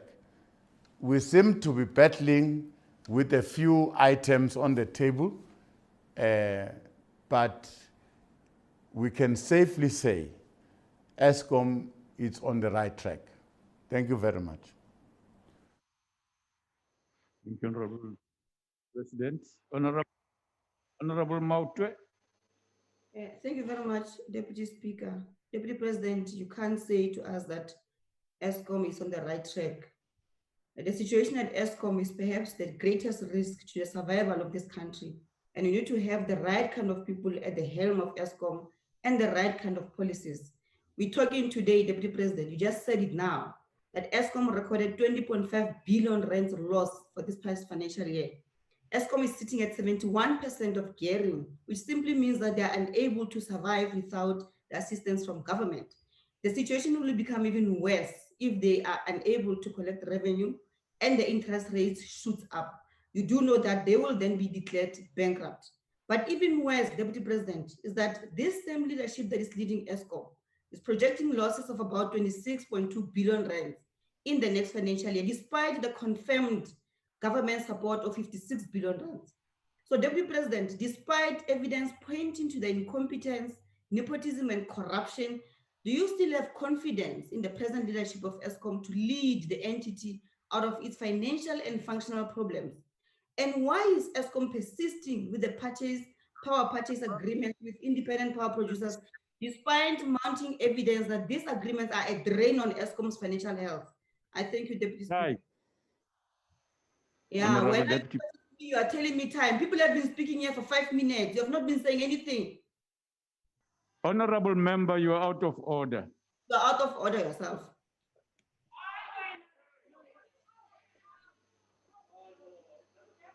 Honorable Deputy President. Thank you very much, and thanks to the question. Deputy President, one moment, Deputy President. Yes, Honorable. Thank you very much, Honorable Deputy Speaker. Honorable Deputy Speaker, I'm rising on a point of order. A point of order that Comrade Honorable Mautwe is really out of order. She must withdraw. She cannot utter such words to the presiding officer. Honorable members, my ruling is that that matter should be referred for consideration so that an appropriate sanction is measured out. I will not rule on that. I think it is better that it referred for dealing with. And especially because it doesn't appear to be the first time. It's a pattern. And so I think let's deal with it. Members need to know Rule 92 is very clear, and other rules that says you can't contest decisions of the presiding officer. And if you do, there's a process outlined of what you need to do. Thank you very much, Chief Whip. Deputy President. Thank you very much, Honorable Deputy Speaker. I must say to the honorable member right from the onset that sitting where I'm sitting now, I've got full confidence in the leadership of ESCOM currently. The CEO, the board, and some of the people that were appointed below the CEO. What I've noticed about that leadership is that they are true. When there's a problem, they don't try to appease South Africans. They say, they talk straight, talk about the problem. When there is success, they talk about the success. And this is the kind of leadership that we require. So that when there's a problem, they don't mince their word, they say so. When there is success, they don't mince their word, they say so.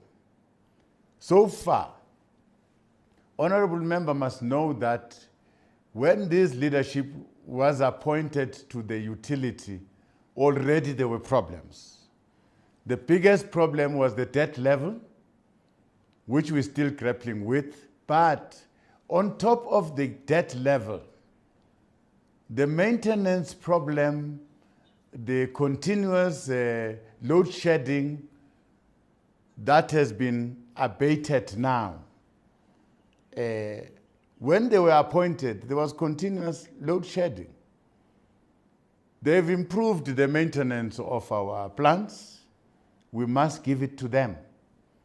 If we are fair as a country, we must give it to them. Now, the operations, the staff attitude, it's gradually changing for the better. We must give it to them. We must also encourage them. Where they've done good, we must say so. But not always condemn whether they are doing good. I mean, they are going to be discouraged. What kind of a people are we? Whenever people are doing good, at our service, we continue to bash at them. We continue to say negative things. I'm saying I'm at the helm of that institution with the political task team. The problems that we are confronting now are minimized. The biggest problem is the debt. Our people are not paying. That is a problem. Now, the biggest problem that we can sort immediately. Government institutions must pay. Government departments, municipalities, we are not going to really relax and rest until government departments have paid and municipalities have paid. Then continuously we're going to look for options to deal with the debt, of which that leadership in that power utility were appointed and they found that debt there. And collectively we're working with them to try and minimize that debt. But I think sitting here, we are on the right track. Thank you very much. Thank you. Thank you. Honorable Groenewald.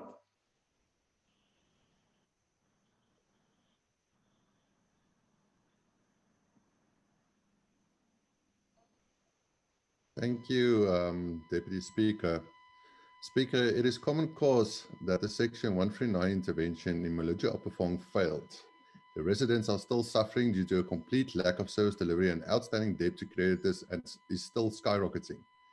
These interventions failed at most other municipalities as well. Municipalities failed to provide basic services. Residents and communities are left to fend for themselves. In terms of the Local Government Systems Act, communities are not detachable from the municipality as an entity. Many communities have taken over the role of providing basic services, fixing infrastructure, removing refuge, and so forth. Yet, they still have to pay the failed municipality for services they render themselves. The legislation do not permit privatization of services, but what will the Deputy President's solution be to address the recourse for these communities whose municipality and provincial governments have failed them while providing their own services? Thank you, Deputy Speaker. Deputy President, my apologies. I didn't give you a chance to respond. Now, he's already asked a supplementary question to a response you did. So I request you to start with the answer. And then you can make a note about his supplementary question to come back to it. My apologies. Please. Thank you very much, Honorable Deputy Speaker. Yeah, I understand the problem. Can I answer the question?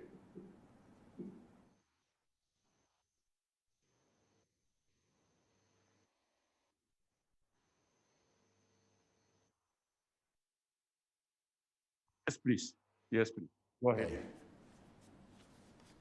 Honorable Deputy Speaker, Section 139 of the Constitution provides for provincial intervention in local government when a municipality cannot or does not fulfill an executive obligation in terms of the Constitution. The relevant provincial executive may intervene by taking any appropriate steps to ensure fulfillment of that obligation. In this regard, Maluti Apofong local municipality was placed under Section 139, 1B of the Constitution on the 10th February 2018, meaning that the Provincial Executive Committee assumed responsibility in Maluti Apofong.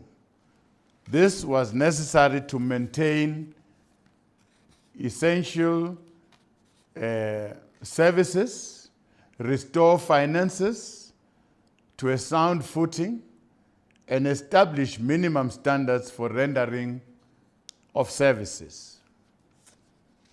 It must be noted that dissolution of Section 1391B takes effect after receipt of a notice by the minister responsible for local government, the provincial legislature, and the National Council of Provinces, unless set aside by the minister or the Council of Provinces.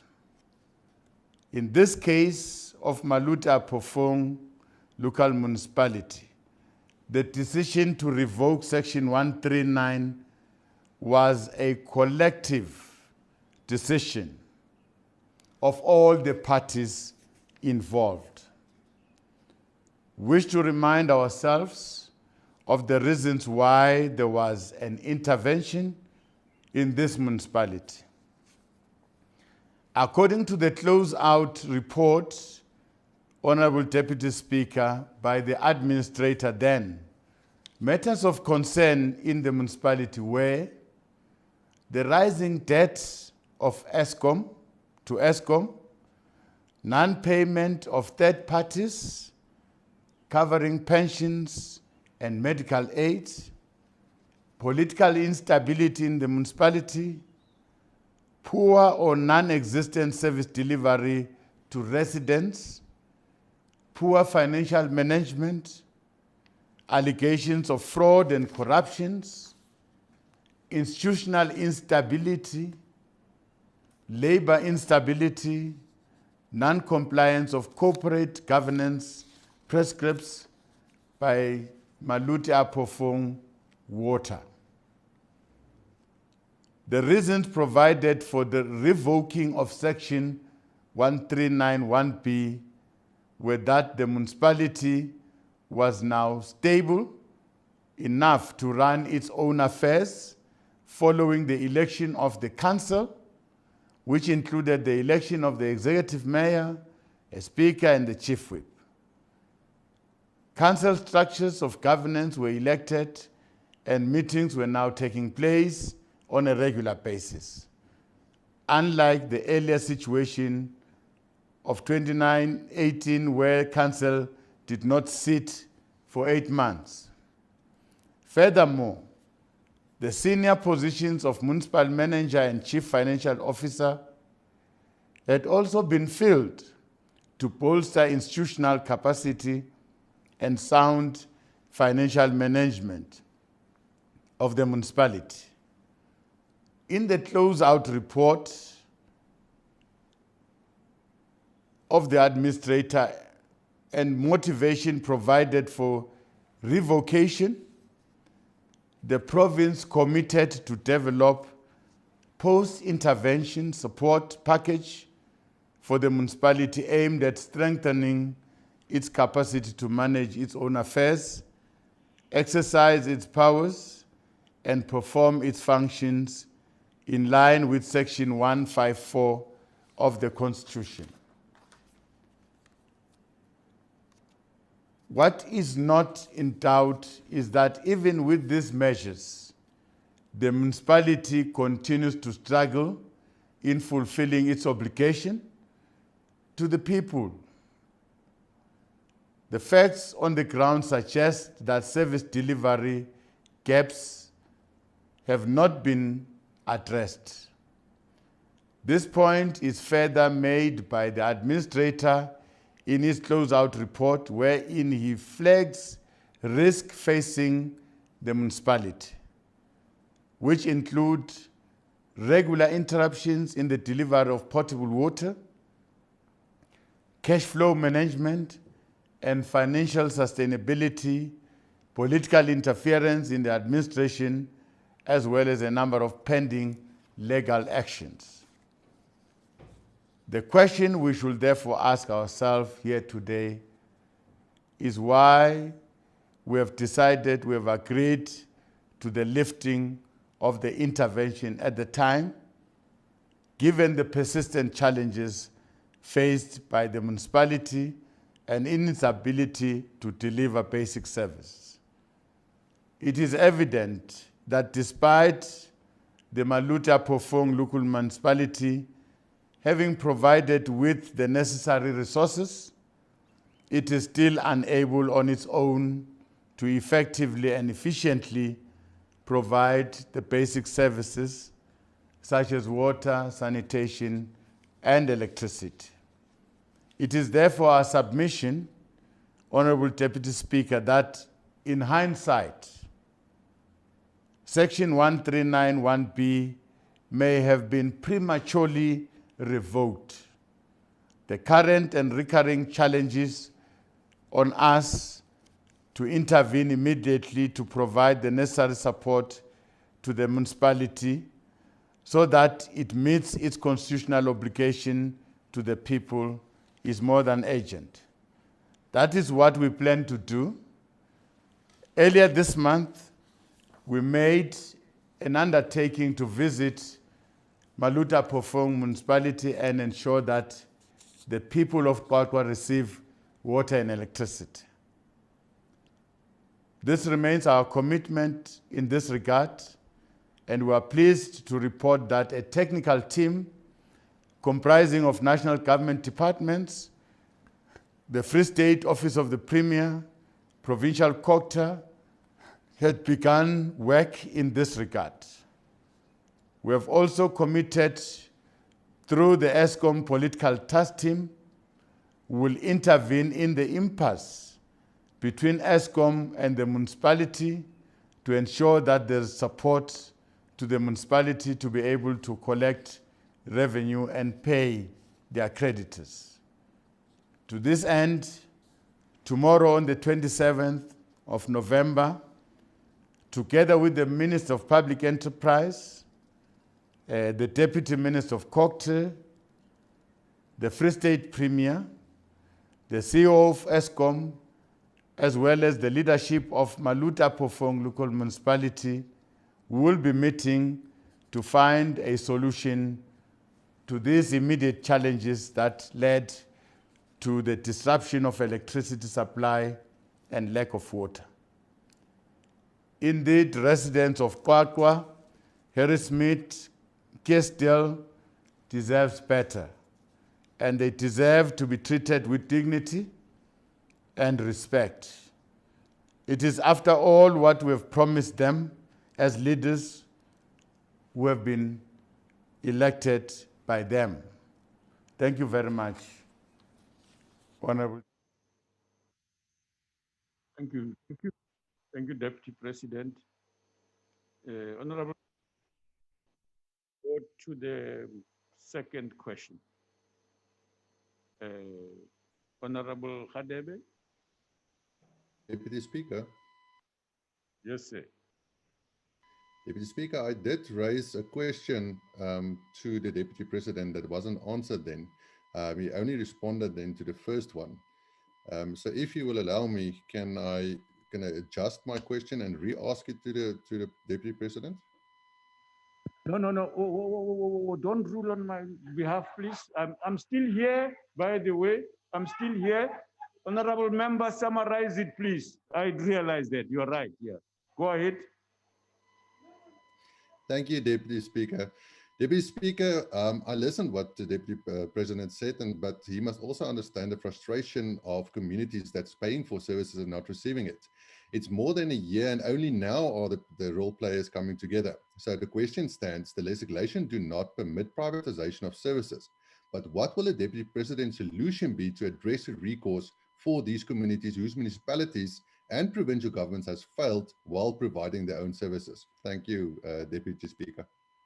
Thank you very much, Honorable Member. Honorable Members, because it was my mistake, I used my discretion to allow him to do what he just done. This is not what you must try and do next time. I will say no. Deputy President, please go ahead. Thank you very much, Deputy Speaker. Well, that is why I'm convening a meeting tomorrow of all the role players that I've mentioned. And I've requested a technical task team to go there. They have not yet presented a report back to me, and with proposal on what best can we do to address the situation. But my intention of convening tomorrow's meeting is to get it exactly from these leaders what is the best for that municipality. Because these leaders must understand that as much as there are these challenges, the people who are suffering are the people in that municipality.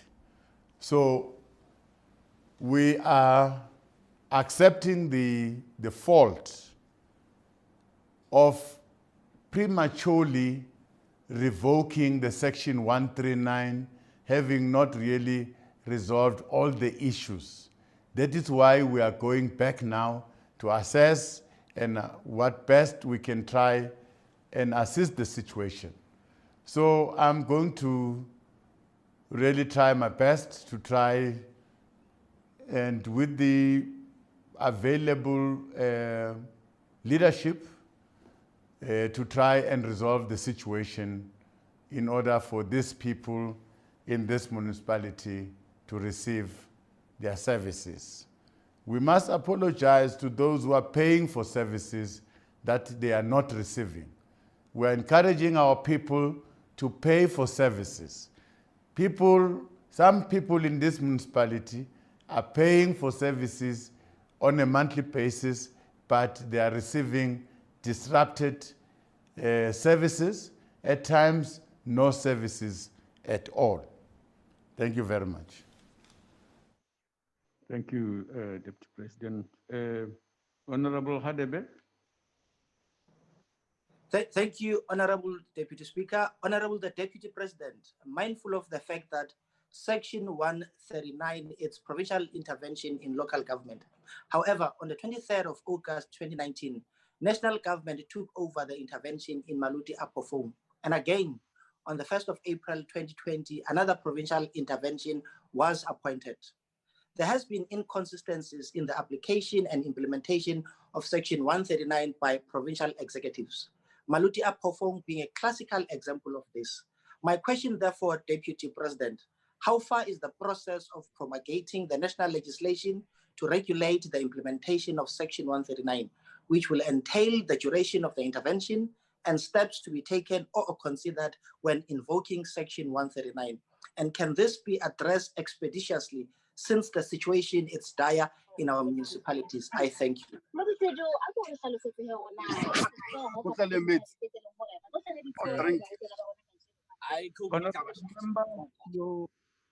Honorable Makosini, please. Switch off your mic, honorable member. Batho ba ba tshwenya speaker, ke feditse, ke a leboga.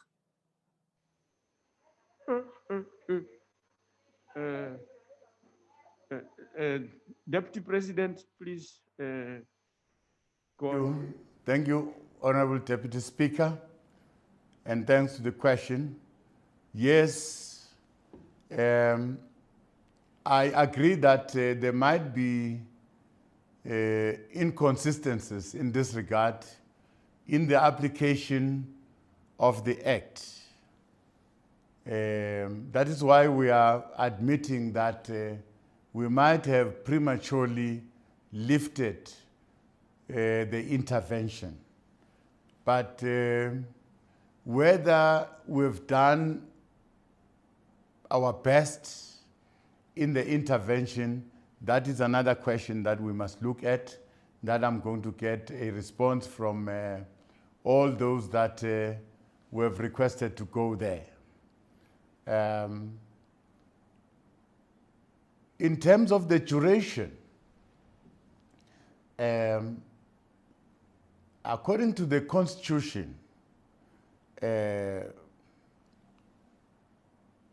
there's no duration, there's no time stipulated for the intervention. The intervention can go on and on as long as the municipality is not fit to render the services as expected by that very section, Section 152, if I'm correct, of the Constitution.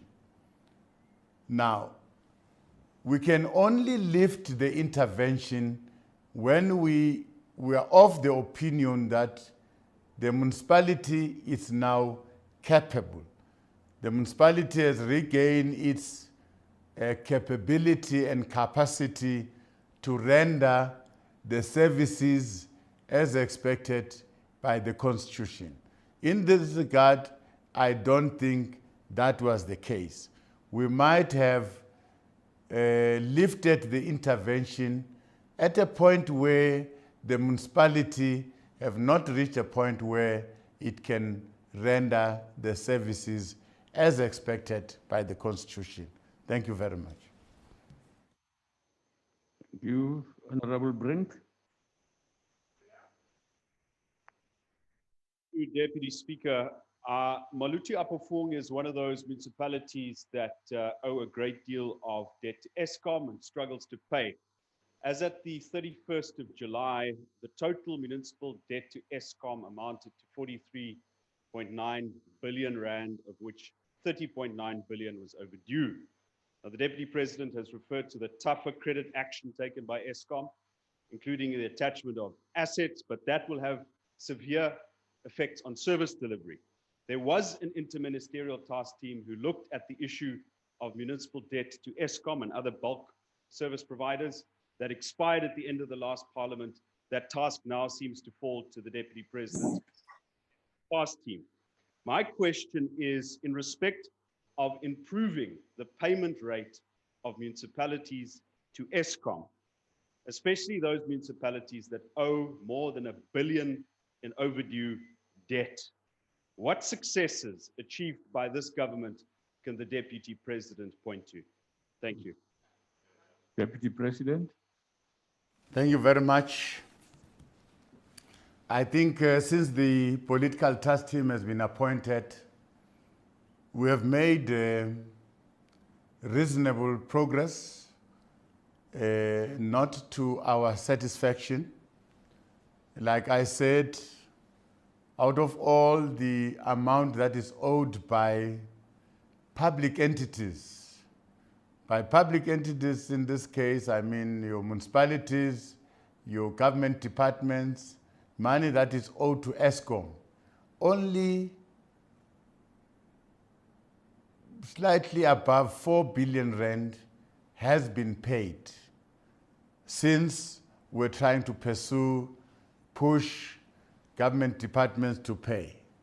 But we are putting our mechanisms in place to really force departments to pay. We are going to be harder and harder as we move on. So there will be an improvement. The stance that is taken by ESCOM in dealing with municipalities that are not paying, ESCOM has got our support. We're supporting until such time municipalities must tell us why they are not paying, and they must make arrangement to pay. We are serious about this. We are going to listen to the case tomorrow, and the municipality must pay. This time I'm going there because now our people are suffering because of the tussle between ESCOM and the municipality. Then people are suffering, but that tussle is necessary. ESCOM must fight in order to get its money back. And it's going to happen to a number of municipalities that are not paying. We're serious, we want them to pay. And we are serious that government departments that owe municipalities must pay. That is the watchword going forward. Thank you very much. Thank you, Deputy President. Honorable Mkhalifi. Thank you very much, Deputy Speaker. Deputy President, the recent departed Auditor General consistently reported about the dire state of municipal governance in the country for the past few years. This ranges from poorly skilled managers who are there merely because of their proximity to the ruling party, to deliberate acts of corruption and mismanagement, to high vacancy rates, and the inability of many rural municipalities to raise their own revenues. Most of these Section 139 interventions, Deputy President, across the country have not worked. What is your view needs to be done to deal with the mess at a local government? What legislative and institutional changes do you think needs to be made to resolve crises of mismanagement in the municipalities? Thank you, Deputy Speaker. Thank you, Deputy President. Thank you very much. I think all the issues, Honorable Member, that you are raising, they've been hammered again and again by the Auditor General.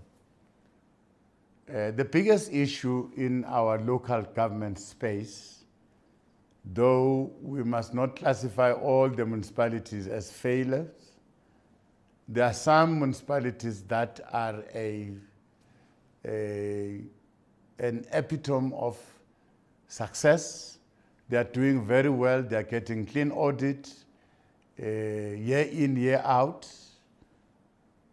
So there are those municipalities. What can we learn from those municipalities? What we can learn from those municipalities is that there's good leadership. We need good leadership and very stable leadership, politically and administratively. Leadership that does not interfere in the day-to-day running of the municipality. Otherwise, they are going to cause chaos. Now, in a number of these municipalities, that are not performing very well, you will find that there is leadership problem. Leadership instability, infighting amongst those that are supposed to lead. They call them the troika, that is the mayor, the speaker, and the chief whip. Because in that instance, in a municipality, you have got the executive arm, which is located within the same municipality, and we have got the legislative arm located in the same municipality, led by the speaker, the mayor leading the executive arm. They must coexist, and we have got a chief whip that is leading the majority party in that municipality. Now you find these three not really working together and causing instability. The second problem is the skills that are lacking there. In the main, financial management skills are lacking and they're not there. And you find that most of the people that are employed in these struggling municipalities are not relevantly qualified to be in those positions. That is why you have got financial problems, mismanagement of finances. Now, thirdly, municipalities are struggling because they are failing to collect revenue. They don't have the capacity. A municipality is like a shop. Municipalities is there to sell services. They're selling electricity, they're selling water. They can't sell these services at a loss, otherwise they'll collapse. Now, in our municipalities that are collapsing, the capacity to collect revenue is found to be wanting. That capacity is not there. Your financial management is not there. But again, even the ability to increase the revenue space, the leadership should be aware that in order to enhance its revenue, it must create opportunities for business activities so that they can broaden their revenue space. So we don't have that kind of leadership. And the biggest challenge is stability in the leadership of an institution that we don't have. Yes, we agree mainly with the Auditor General, and probably as provinces, we did not insist on the remedial actions that must be taken and be enforced, and to ensure that we listen to the Auditor General. Thank you very much.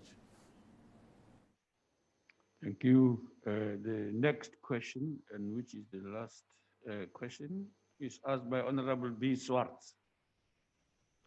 Deputy President. Very much. Thank you very much, Honorable Deputy Speaker. Despite all the progressive policies and legislations we have enacted towards the empowerment of women, women still remain at the receiving end of discrimination and violence, and are at the margins of society with limited economic participation as a result of patriarchy. It is an indictment on our collective psyche as a nation that 6 decades after women marched to the Union building to demand their inalienable rights to freedom, their equality, and their dignity, we still have not substantially resolved these issues, including ending the scourge of gender-based violence and femicide. Sadly, the year 2020 also marks a blot in our country's history as we contend with the COVID-19 pandemic, as well as what President has characterized as the second pandemic, the scourge of gender-based violence and femicide in our country. This comes on the back of another march to the Union building, held as recently as last year to raise fundamentally the same issues by women. Violence against women is a direct offense against the founding values of our Constitution, which envisages a democratic state founded on human dignity, the achievement of equality, and the advancement of human rights and freedoms. Honorable Deputy Speaker, thus have a moral, all of us as honorable members, we have got a moral obligation and a constitutional responsibility to ensure that women and girl children are protected and are made to feel safe in their homes, at school, wherever they walk in the streets, in the workplaces, and even on social media platforms. Every one of us must take responsibility in their spaces to deal with the societal ills that are facing our country, gender-based violence and femicide being one of them. All of us must stand up and solve these challenges that we're experiencing as a country. We hear the cries of women and our children to have space to live and to fulfill their dreams and aspirations.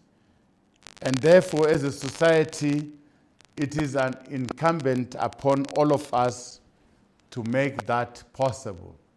We must give women and our children that space to live and that freedom. The violation of women goes against all that our democracy should be about, which guarantees the full emancipation of women. At the heart of our response to this scourge, we cannot talk of moral regeneration without talking about concurrent role of men in promoting and protecting the rights of women.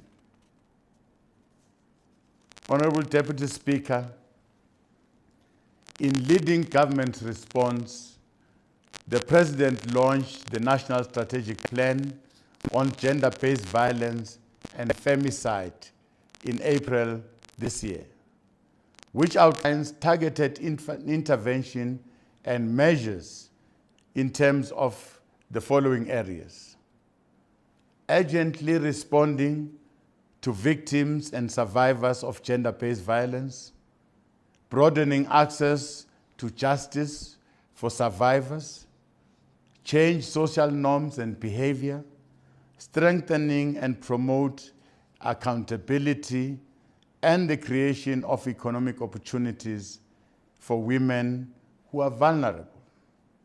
This plan is a pragmatic blueprint to stem the epidemic of gender-based violence and femicide in a multidisciplinary and multisectoral approach. It also calls for the provision of victim-centered and survivor-focused accessible services. As government, we are on the side of the victims and survivors of abuse. Therefore, urgent actions from all sectors of our society to implement this national plan is required. To guide the implementation, Cabinet has approved the establishment of the National Council on Gender-Based Violence and Femicide. This structure will greatly enhance coordination of multi-sectoral efforts in responding to this national challenge, and will also work closely with the South African National AIDS Council, as there is evidence of the relationship between acts of gender-based violence and HIV infections. As government, we continue to strengthen our criminal justice system to ensure that victims of gender-based violence and femicide are able to access justice and feel protected under the laws of this country. We are also determined to broaden access to justice for victims and survivors of gender-based violence and femicide. In this regard, the three pieces of legislation, namely the Domestic Violence Amendment Bill, Criminal Law, Sexual Offences and Related Matters Amendment Bill, and the Criminal and Related Matters Amendment Bill, are currently being processed. This legislative intervention is in addition to a variety of interventions implemented by various government departments. They include the Tutuzela Care Centers that are established by the National Prosecuting Authority, which enable the provision of medical, legal, and psychological management support to survivors of sexual violence to prevent secondary victimization. In implementing the National Strategic Plan, government will continue to work closely with social partners, including the Moral Regeneration Movement, to facilitate community interventions that promote social connectedness and healing. We're encouraged by the work happening in KwaZulu-Natal, where they have integrated the Provincial Council on AIDS, Gender-Based Violence, Social Cohesion, Moral Regeneration Council, and align the fight against HIV and AIDS, as well as gender-based violence epidemic through nation building. The extended plenary of SANAC that was held on the 21st of November applauded this initiative by KZN. We also salute the various men's movements which have stepped forward to champion change.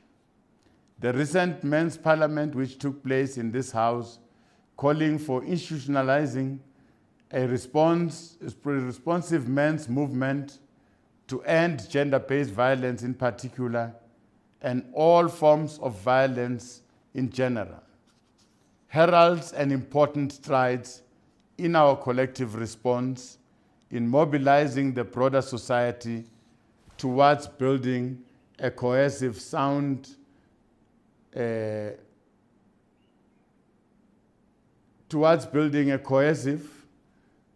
South Africa that protects the human rights of women to life, equality, and dignity. The Men's Parliament, which is an initiative by the men's sector of the SANAC, in partnership with a range of stakeholders in civil society, private sector, and government, including Parliament, that was held on the 19th to the 28th of November 2020. It's a progressive step. With the country's adoption of the National Strategic Plan on Gender-Based Violence and Femicides, men's parliament and boys' assemblies are crucial mechanisms to support the country's efforts to deal decisively with gender-based violence and femicides that is harming and violating women, mothers, grandmothers, sisters, and girl children. Thank you very much, Honorable Deputy Speaker. Thank you, Deputy President. Honorable B. Swart. Thank you, Honorable.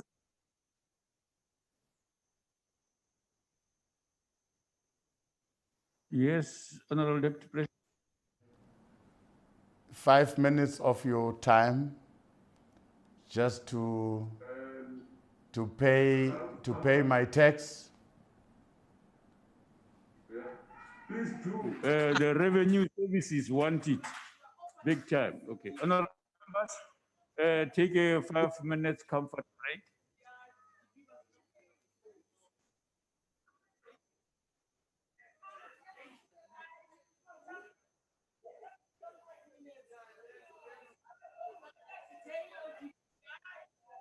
Long live the Chai! Long live the Chai! Long live Long Deputy live the chair! Long live Titi Mabuza, long live! Long live! Long live Majotina, long live! Long live! Perhaps I could add. DJ Vulikate! That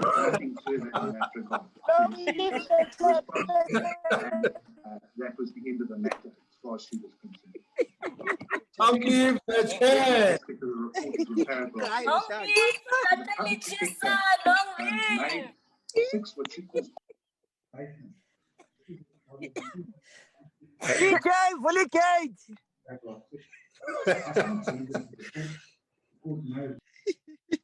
Hey, Temza Ngwana.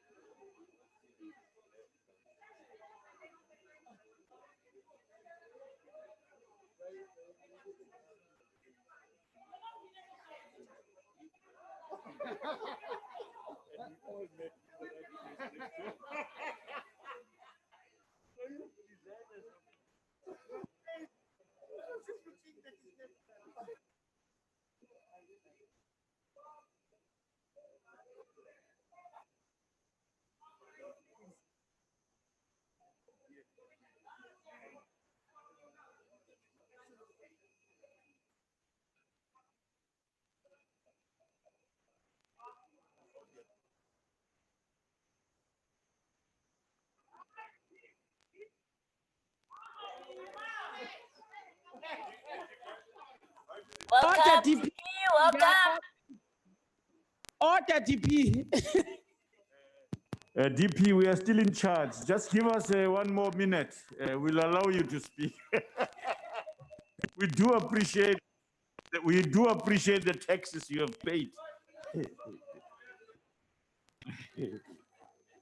Thank you, honorable members. Deputy President, please go ahead. It was Deputy President, it was Ms. Swartz who was going to ask a supplementary question. Thank you. No, not you yet. You are the last. Ms. Thank you, Swartz. Thank you, Honorable Deputy Speaker. Honorable Deputy President, I welcome the call you have made for the entire society to take responsibility. And indeed, society is making an effort to address this pandemic called gender-based violence and femicide. Recently, you emphasized government's role in functioning through a coordinated manner known as the district development model. Political champions have each been allocated districts, and GBVF forms part of their work. In KZN, for example, the model of integration is working relatively well. Do you think that the district development model can be used as a model for implementing the moral regeneration movement and the gender-based violence and femicide program? Thank you, Honorable Deputy Speaker. Thank you, honorable member. Deputy President. Thank you very much. Like I've said, from the meeting of SANAC, the extended plenary, we appreciated the intervention made by KZN. Now, they've done that at a provincial level by including all the stakeholders in the fight against HIV, in the fight against gender-based violence, and a number of programs in the same platform. But we were saying to the extended council, we must now move to the district level where we must create that platform.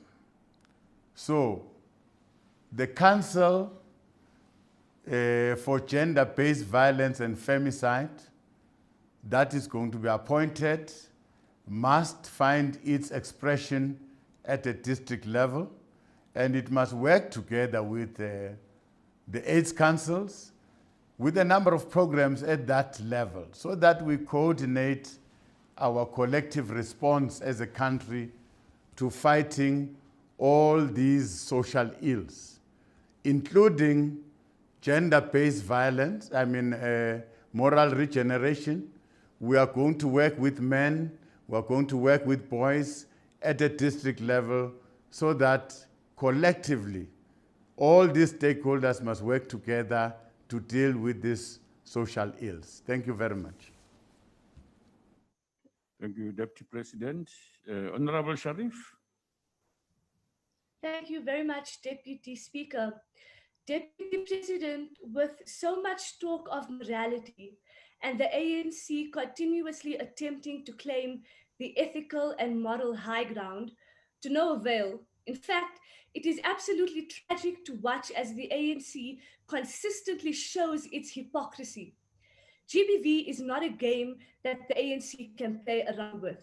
So please tell us, Deputy President, why has your ANC reinstated an alleged perpetrator and PEC member in Mpumalanga, who is alleged to have raped his 2 daughters?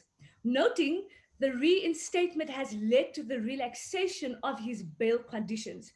Please explain to South African women and girls right now who are survivors of rape why your ANC allowed him back before the law takes its course while ignoring the pain of his victims.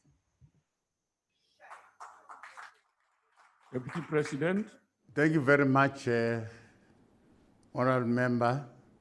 I understand very, very well your concern about that decision, about the Provincial Executive Committee of the ANC to readmit a member that has been, that is alleged to have been raped, 2 young children. Well, it's a matter that affects the ANC, and you're correct to raise your concern, but let's allow the ANC to deal with that matter. But all of us must be very sensitive about issues that affect women and children. Whatever your status in society, it's very important that we should respect women, we should respect girl children. Now, let's allow the ANC to deal with that matter. However, your concern is well placed. Thank you very much.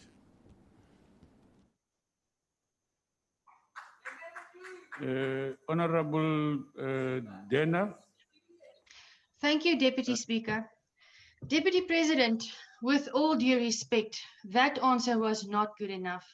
It is a great concern that a member of the ANC who is an office bearer in Mpumalanga has been reinstated as an MEC in that province, taking into account that the President asked ANC members who are accused of fraud and corruption to step down from their positions while being investigated, publicly, mind you.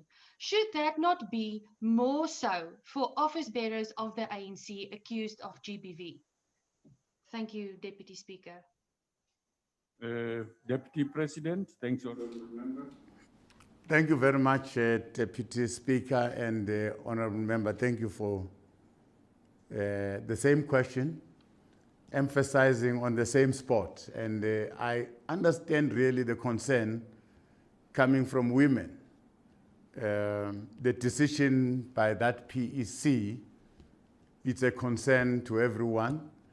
But I'm saying without really deliberating on that decision, because it's a decision made by an ANC structure, which is a matter that the ANC must deal with. Can we allow space for the ANC to deal with that matter? But of course, as leaders in government, we are standing ready to fight the scourge of gender-based violence, right from our political parties where we come from. We must lead by example. And we are calling for that all of us in those parties where we come from, we must lead by example.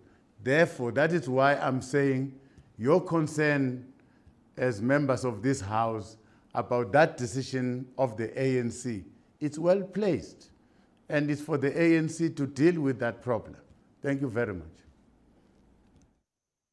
Thank you, Deputy President. Honorable Steve Swart. Thank you, Deputy Speaker. And Deputy President, indeed, I also share the concerns of colleagues expressing discontent and outrage at that decision, and I do appreciate that you've given an indication that the party will deal with it, but I'm sure you agree that it is outrageous. However, Deputy President, as this has been a long day, allow me to put the last question. On this question put by my colleague Swart, S. Swart will put the follow-up question. Given that the breakdown of the family unit and subsequent economic abandonment of women and children increase the risk for exploitation and abuse, what specific intervention programs are envisaged by the Moral Regeneration program, and what role can and should religious communities play in this regard? Obviously, religious communities can play a key role in fighting gender-based violence. Thank you so much, Deputy Speaker. Thank you, Honourable Member. Deputy President. Thank you very much. The Moral Regeneration movement, which is a movement of people that are seeking to restore our values, deal with unethical behaviors and tendencies within our society that has become foreign. Now, in that bigger movement, this movement must grow. It's going to include all those people that are also fighting, working hard to reverse the scourge of HIV and AIDS. We must be part, we must be together. Now, those people under the moral regeneration movement are now going to be joined by this council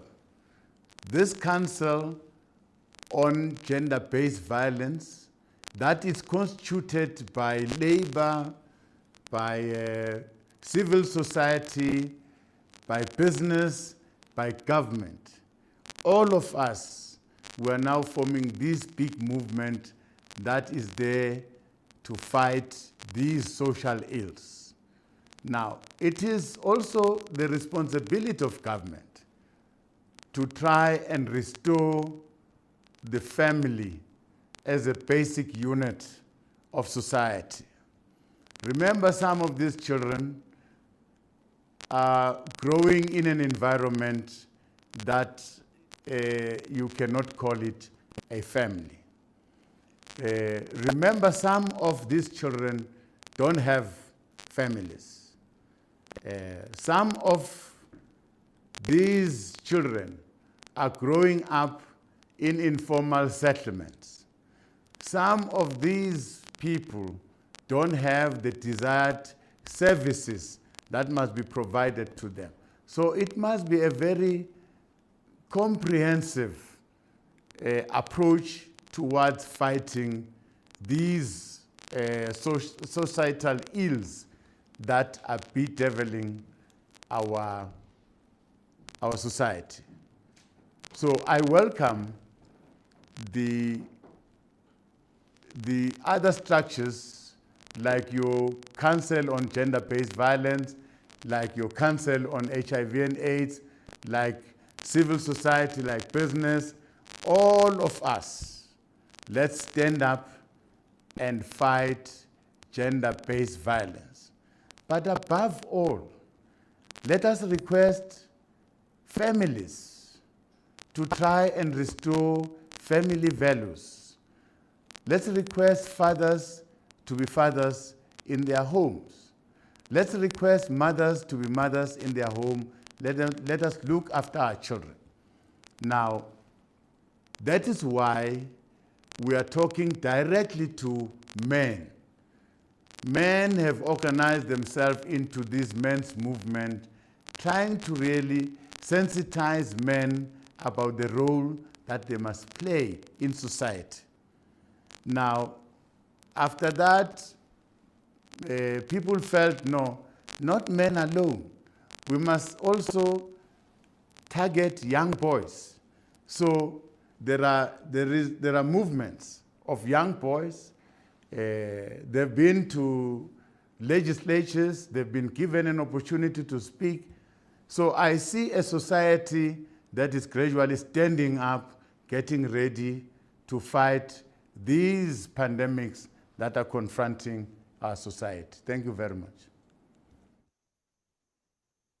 Thank you, Deputy President. Honorable members, allow me a moment to point out that earlier the reaction of Honorable Mautwe to my pointing out that she had exceeded her time, and her subsequent response to that constituted violation of Rule 92. I did say that, but specifically 11. The presiding officer's ruling on a point of order is final and binding and may not be challenged or questioned in the House. 12 says a member who is aggrieved by a presiding officer's ruling on a point of order may subsequently, in writing to the Speaker, request that the principle or subject matter of the ruling be referred to the Rules Committee.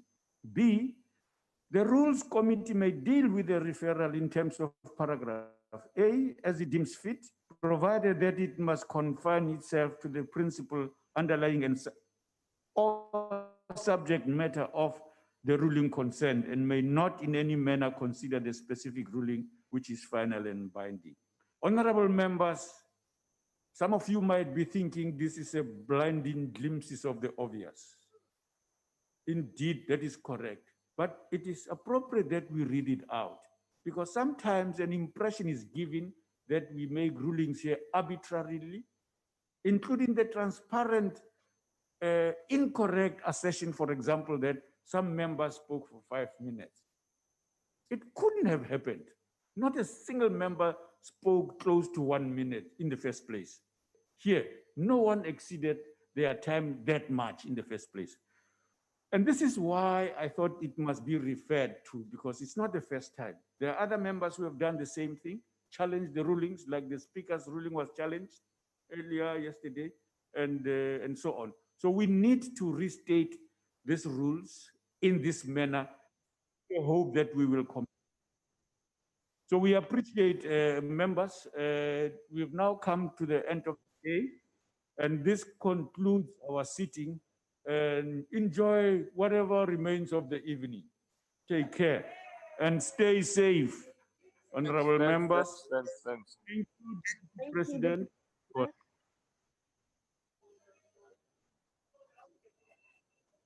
Thank you, Deputy President. Thank you, Chair. Thank you, Deputy President.